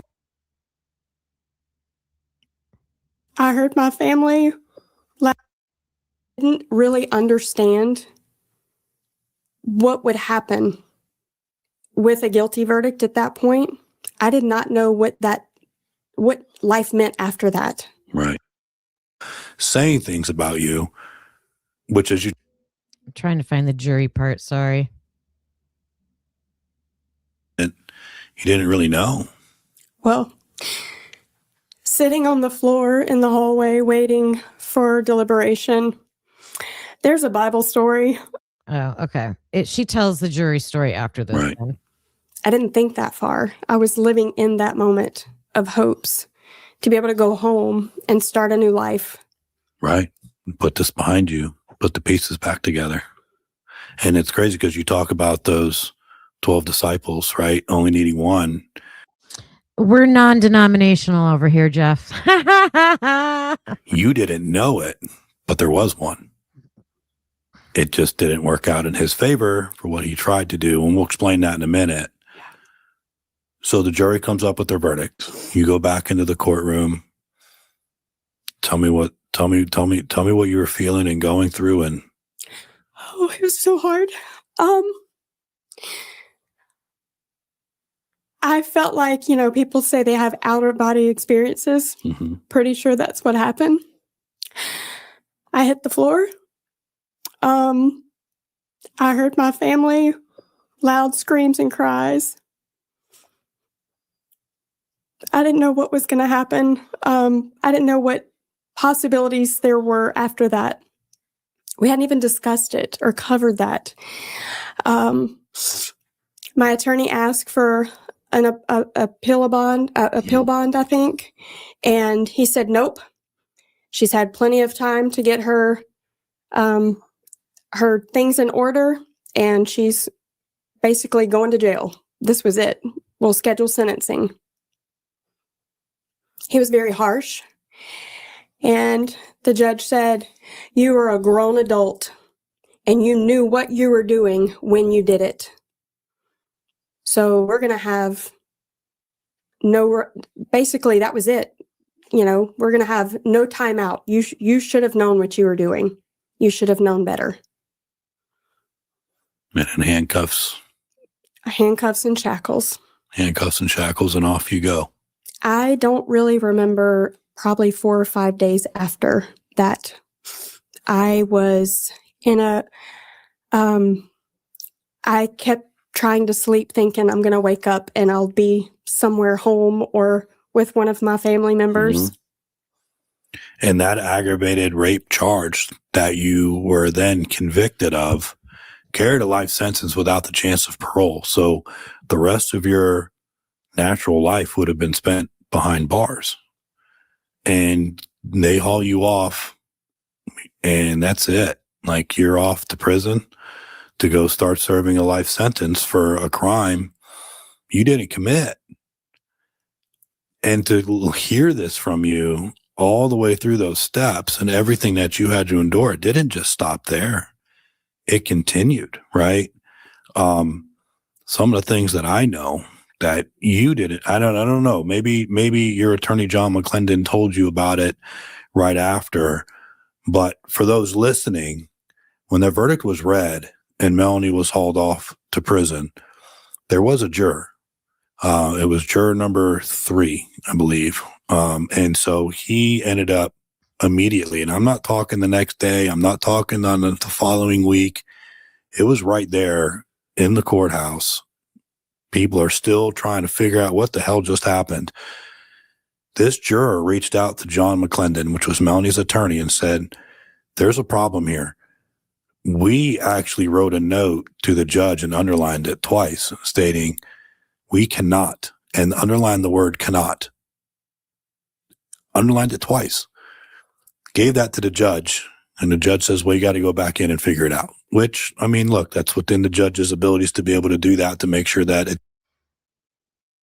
You guys, these jurors almost had a physical brawl in the jury room.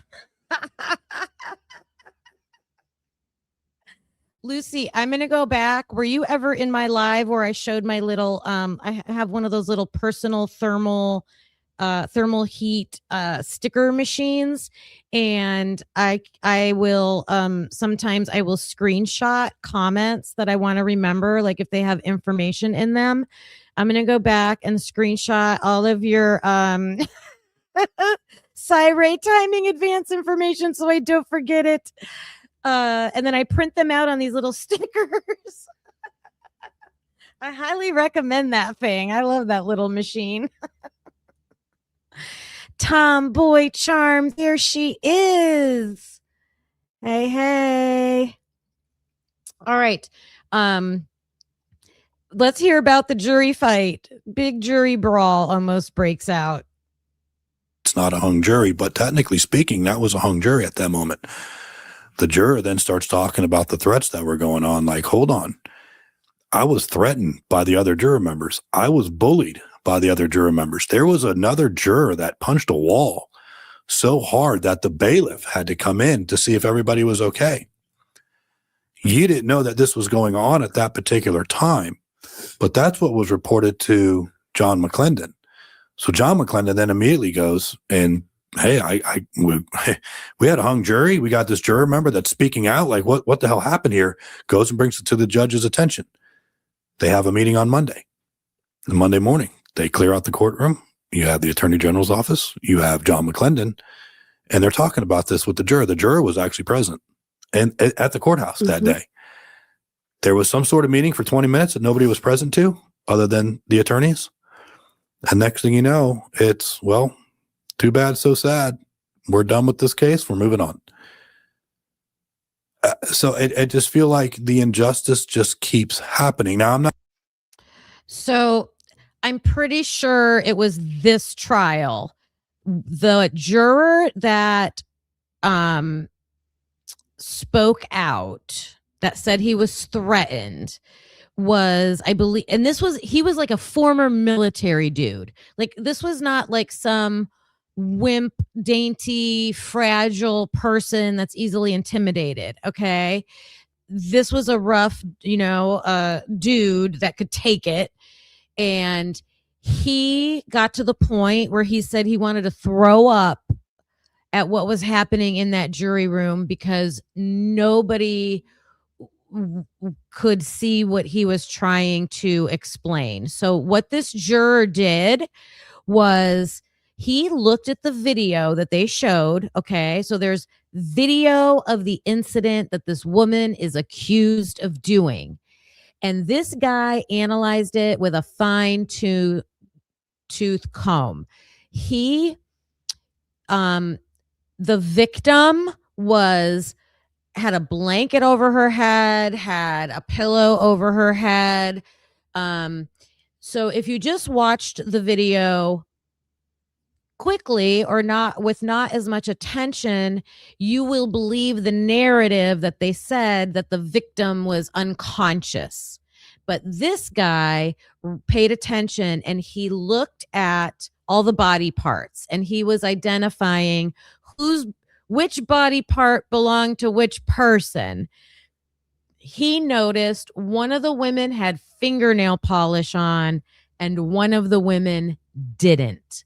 So he was able to watch those hands and movement, and he saw that the woman who was supposed to be the victim was actually moving, controlling things, like making it seem definitely not unconscious. Okay. Making decisions, doing things.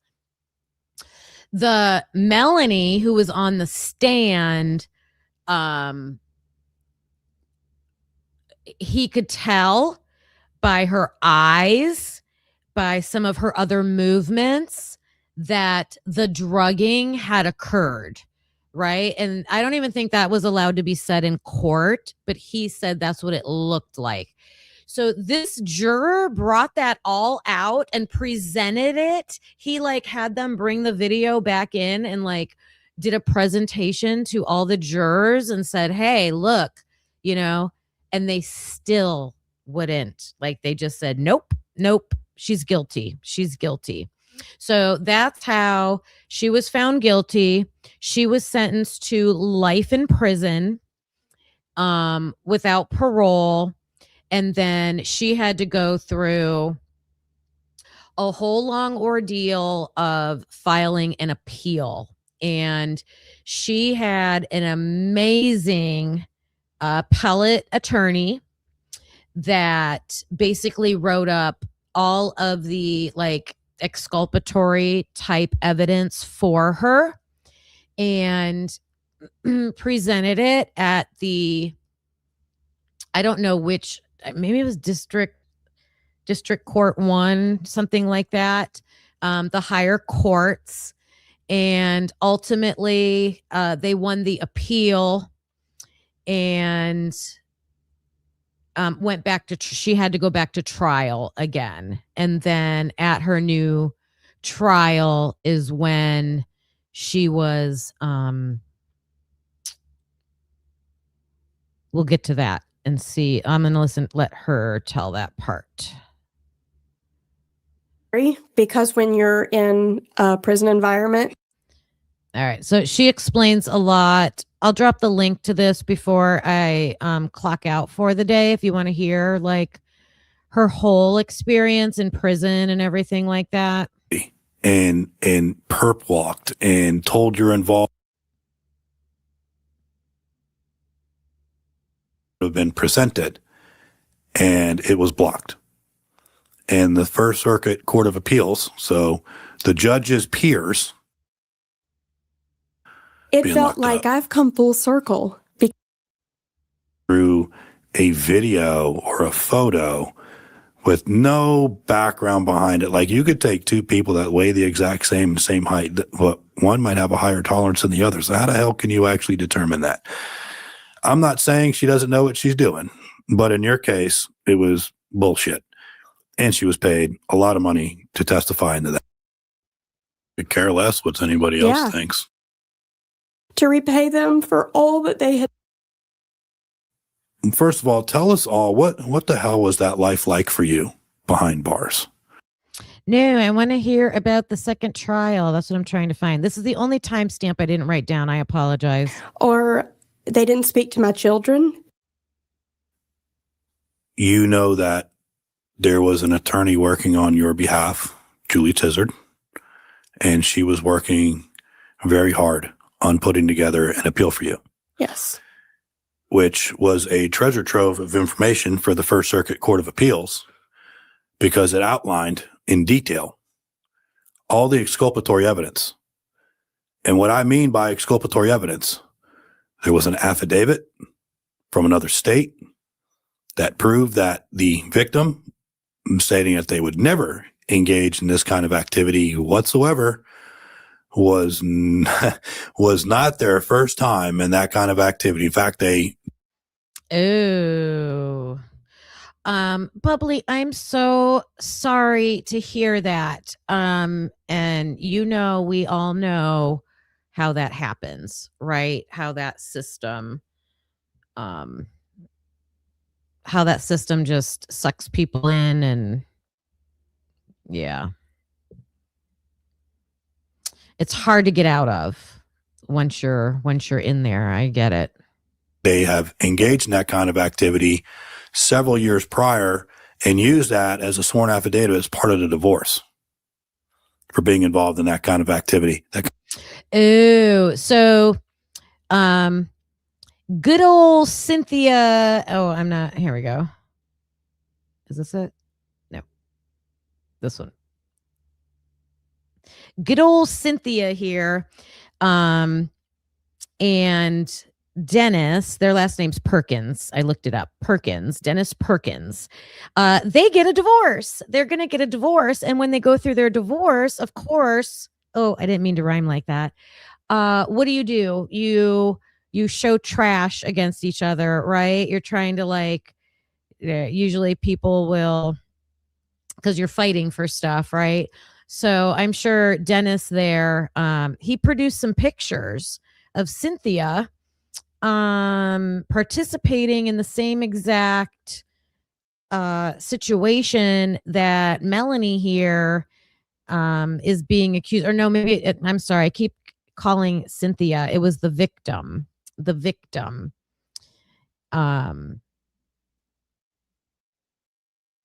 Pictures were given of the victim participating in the same exact situation years prior to what Melanie was being accused of. So that doesn't look very good. And so that was able to be produced at her second trial. Her second trial was more fair, more evidence. She was allowed to produce evidence for her defense. Kind of sexual activity. It was in writing. So clearly that was new evidence. In addition to that, the exculpatory evidence that Denny's internet search history, photos, videos. There were tons and tons of information that would have painted the picture for what was really going on, but that was overruled. But Julie Tizard wrote a masterpiece of an appeal on your behalf, which outlined all the things that were being read that were literally public. Your trial transcripts, documents, just everything and anything. And I remember going on and talking about the expert witness that came on that was basing your level of intoxication through a video or a photo with no background behind it. Like, you could take two people that weigh the exact same height, but one might have a higher tolerance than the other. So how the hell can you actually determine that? I'm not saying she doesn't know what she's doing, but in your case, it was bullshit. And she was paid a lot of money to testify into that. All these things are being put out there. And I remember the day that the appeal came back, which was in October. I think it was October 13th, somewhere in through there. On 10/5. Okay, October 5th. 23. Damn, I'm not good at this. So October 5th of 23. I remember exactly where I was. I was in Jupiter, Florida. I was at my son's baseball tournament. He was playing in the WWBA that they put on every October. So baseball people know what I'm talking about. It was in between his games. And all of a sudden, I just get like literally texts like you won't believe. 50, 60 texts within 2-3 minutes. Various people. Melanie Curtin, she's getting out. She's getting out. The appeal. Holy crap. And then I was like, whoa. So I started reading that. And I remember feeling so much pride and how happy I was for you because the truth was finally getting out there. Walk me through that day when you found out. I was really the last one of my family. I was limited with communication. Right. And I actually found out my boys found out before me because it was all over social media. It was everywhere. On a scheduled call with my sisters, my mom, and they said, guess what? The ruling came down. They overturned it. And I'm like, okay, what does that mean? I still didn't know. Should and open those understand it doors right then clearly. and there. Run. And I said, Run well, out. okay, then when are they going to let me out? When can I get out? And they said, well, we have to go to a hearing. And when you get out, you may be on bond. And I said, why? Like, I still don't understand the legal system. So I felt very I don't think anybody understands the legal elementary system when it with came it. to your case. Yes. And my attorney said, okay, well, Raise your hand if you understand the legal system. Oh, bubbly. I know this is happy tears now, right? Happy tears. I thought this part was interesting too, because, we think, oh, you're proven innocent. You just get to go out, get out and go home and start your life over. And it's not that easy. So I thought it was important to listen to this part too. Like, what happens? Like, they don't just let you right out. So crazy. we have to call and schedule a bond hearing for you to get out and see what happens from here. They may drop the case. Like, this may be it. Right. And they scheduled the bond hearing on 10/10 of 23. And the judge had the discretion to change the bond amount. He could have made any changes at that point, from what I was told. Am I missing something? Wasn't she found innocent at this new hearing? What did I miss? Why does she have to bond out?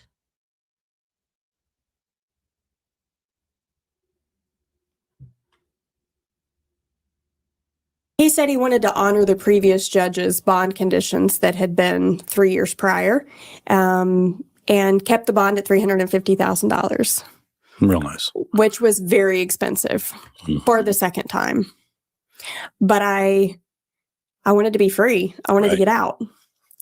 So we worked that out and I bonded out. Oh my gosh. And I would imagine as soon as you got to get your hands on your boys, Yes. I must have been. I know. WTF. Yes. What? You have to bond out? Like I have to tell you, this is the same thing that happened to that Sarah Pierce.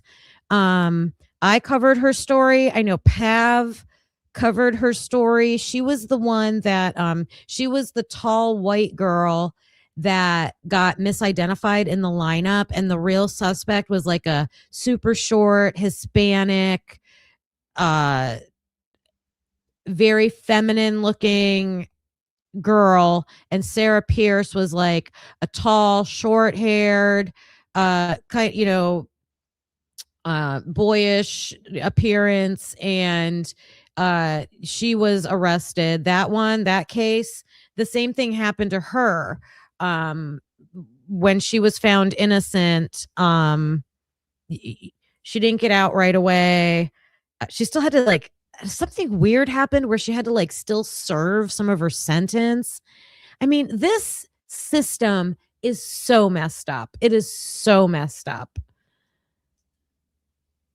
What is going on?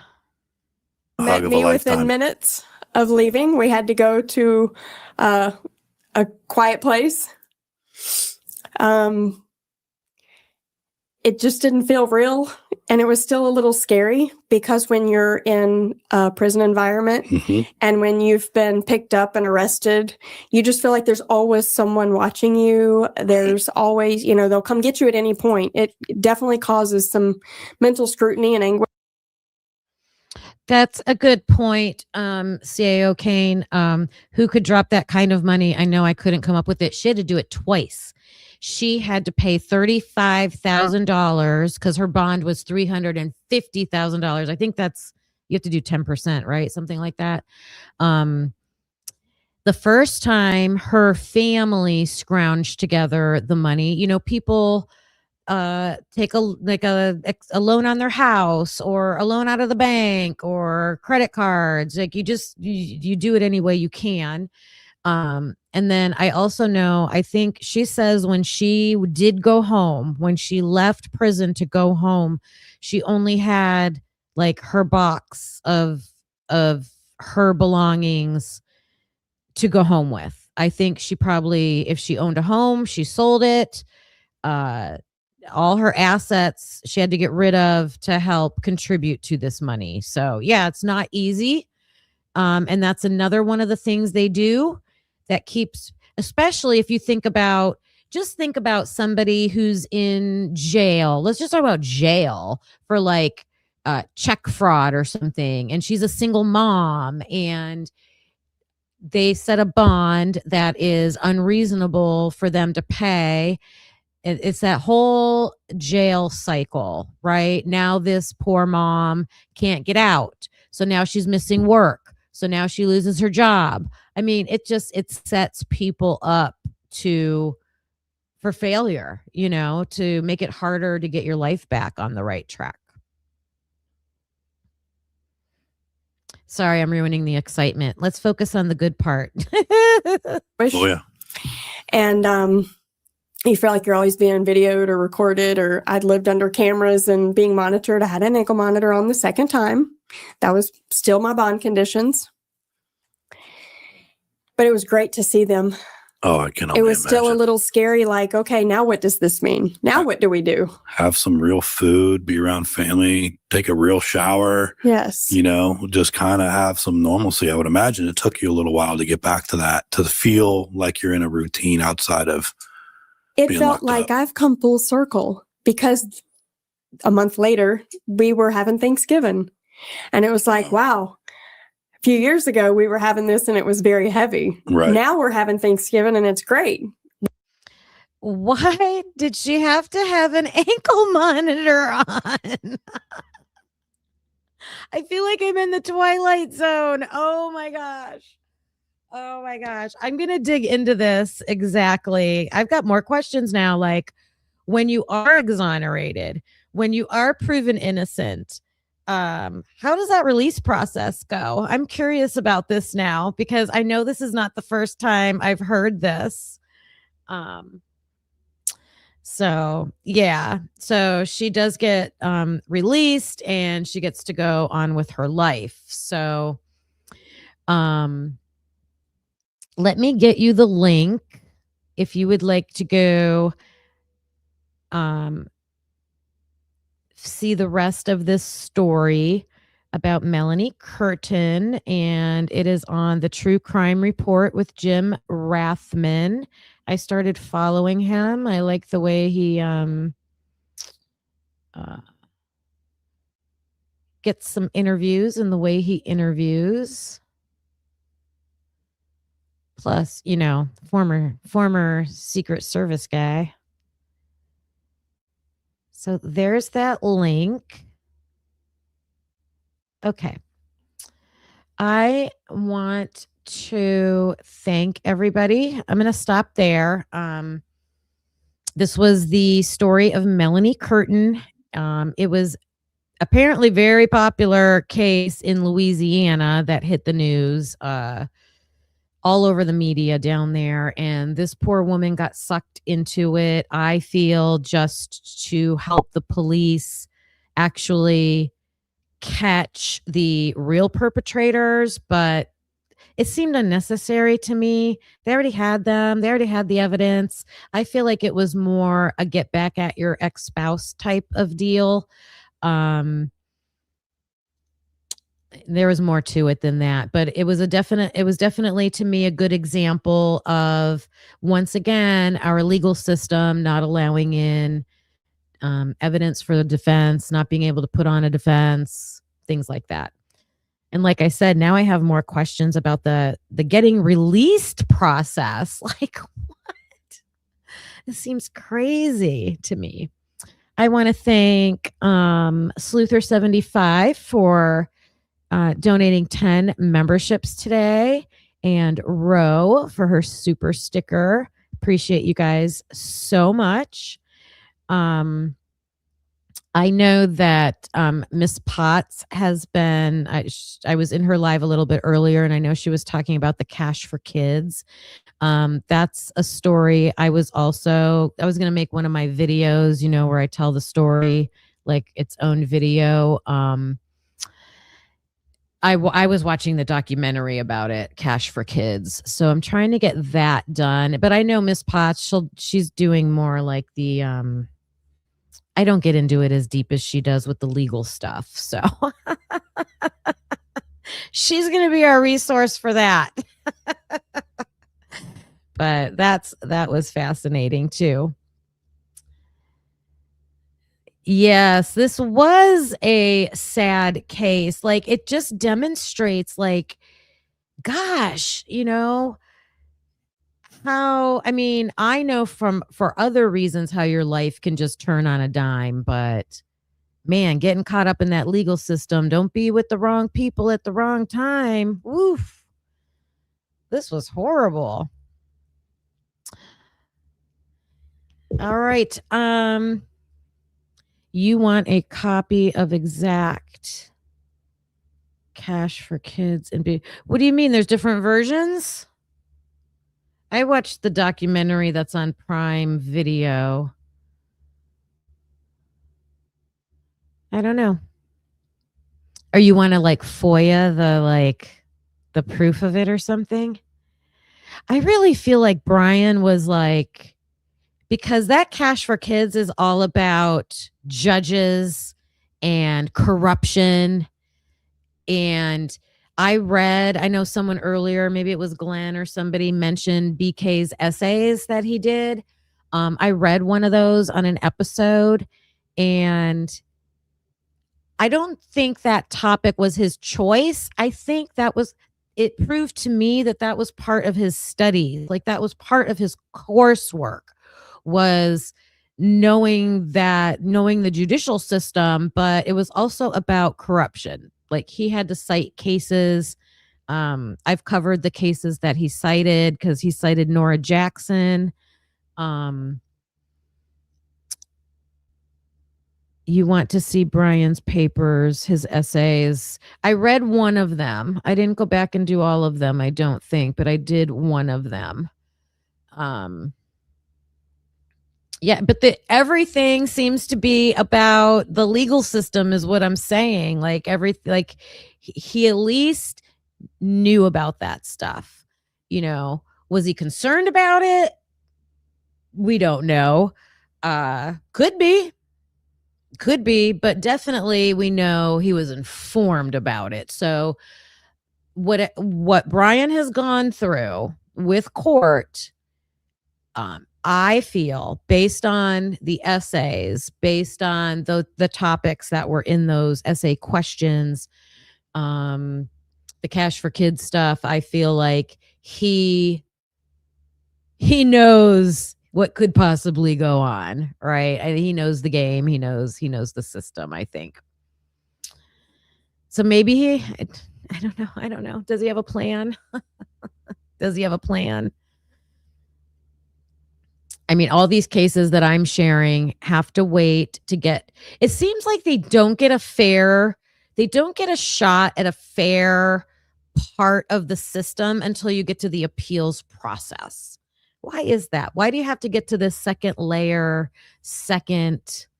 higher ups in command? You also have to find a specialized attorney. I don't know. I don't think you should have to go that far into the process to be able to do that.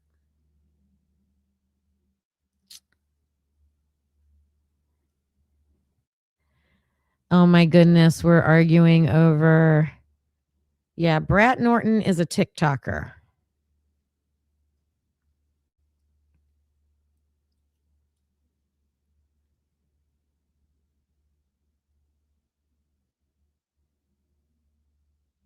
All right. All right, you guys, I'm going to clock out for today. Thank you so much for watching this with me. I'm glad you all seem to find it interesting like I did and keep pointing these things out. You know, I keep going back and forth to highlight these issues to show that they absolutely can happen in real life with real people in a real legal system. And going back to the Idaho 4 case, like looking at the evidence and all that stuff. So I will not have a live tomorrow, Thursday, April 16th. I will not be live, but I will be back on Friday. And I should be back at my normal 11:30 a.m. Eastern time on Friday. I'll give you an update on what I've been up to. And yeah, we'll talk more true crime then. You guys have a great night. I'm sure I will see you in the chats. I'm going to be in the YouTube streets. I'm just not going to be able to do a live. So I appreciate all you guys. Have a great rest of your day. See you Friday. Bye. Thanks for watching, hope you felt the spark. Please hit that like before it gets dark. Subscribe, it's free and keeps us going strong. You're part of the crew now, right where you belong. Join us next time, same truth, same fire. We bring the heat and never tire. We're typically unique and proud to be a husband and wife in podcast harmony. Happy unique, yeah, that's you and me. Don't forget to like and hit subscribe, it's free. Come back again, we'll be right here with truth and laughs and zero fear.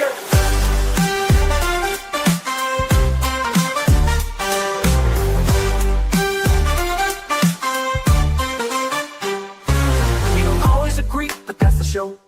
One love, two minds, letting it flow. We dig deep with crack jokes, we called it like we see. If that's your vibe, you belong here with me. We don't always agree, but that's the show. One love, two minds, letting it flow. We dig deep with crack jokes, we call it like we see. If that's your vibe, you belong here with me. We don't always agree, but you felt the spark. Please hit that like before it gets dark. We dig deep with crack jokes, we call it like we see. If that's your vibe, you belong here with me. Thanks for watching, hope you felt the spark. Please hit that like before it gets dark. Please hit that like before it gets dark. It's free. free, it keeps us going strong. You're part of the crew, now right where you belong. Join us next time, same truth, same fire. We bring the heat and never tire. We're typically unique and proud to be a husband and wife and proud to be a husband and a wife in podcast harmony. Yeah, that's you and me, that's you and me. Don't forget to like, hit subscribe, it's free. Come back again, we'll be right here with truth and laughs and zero fear.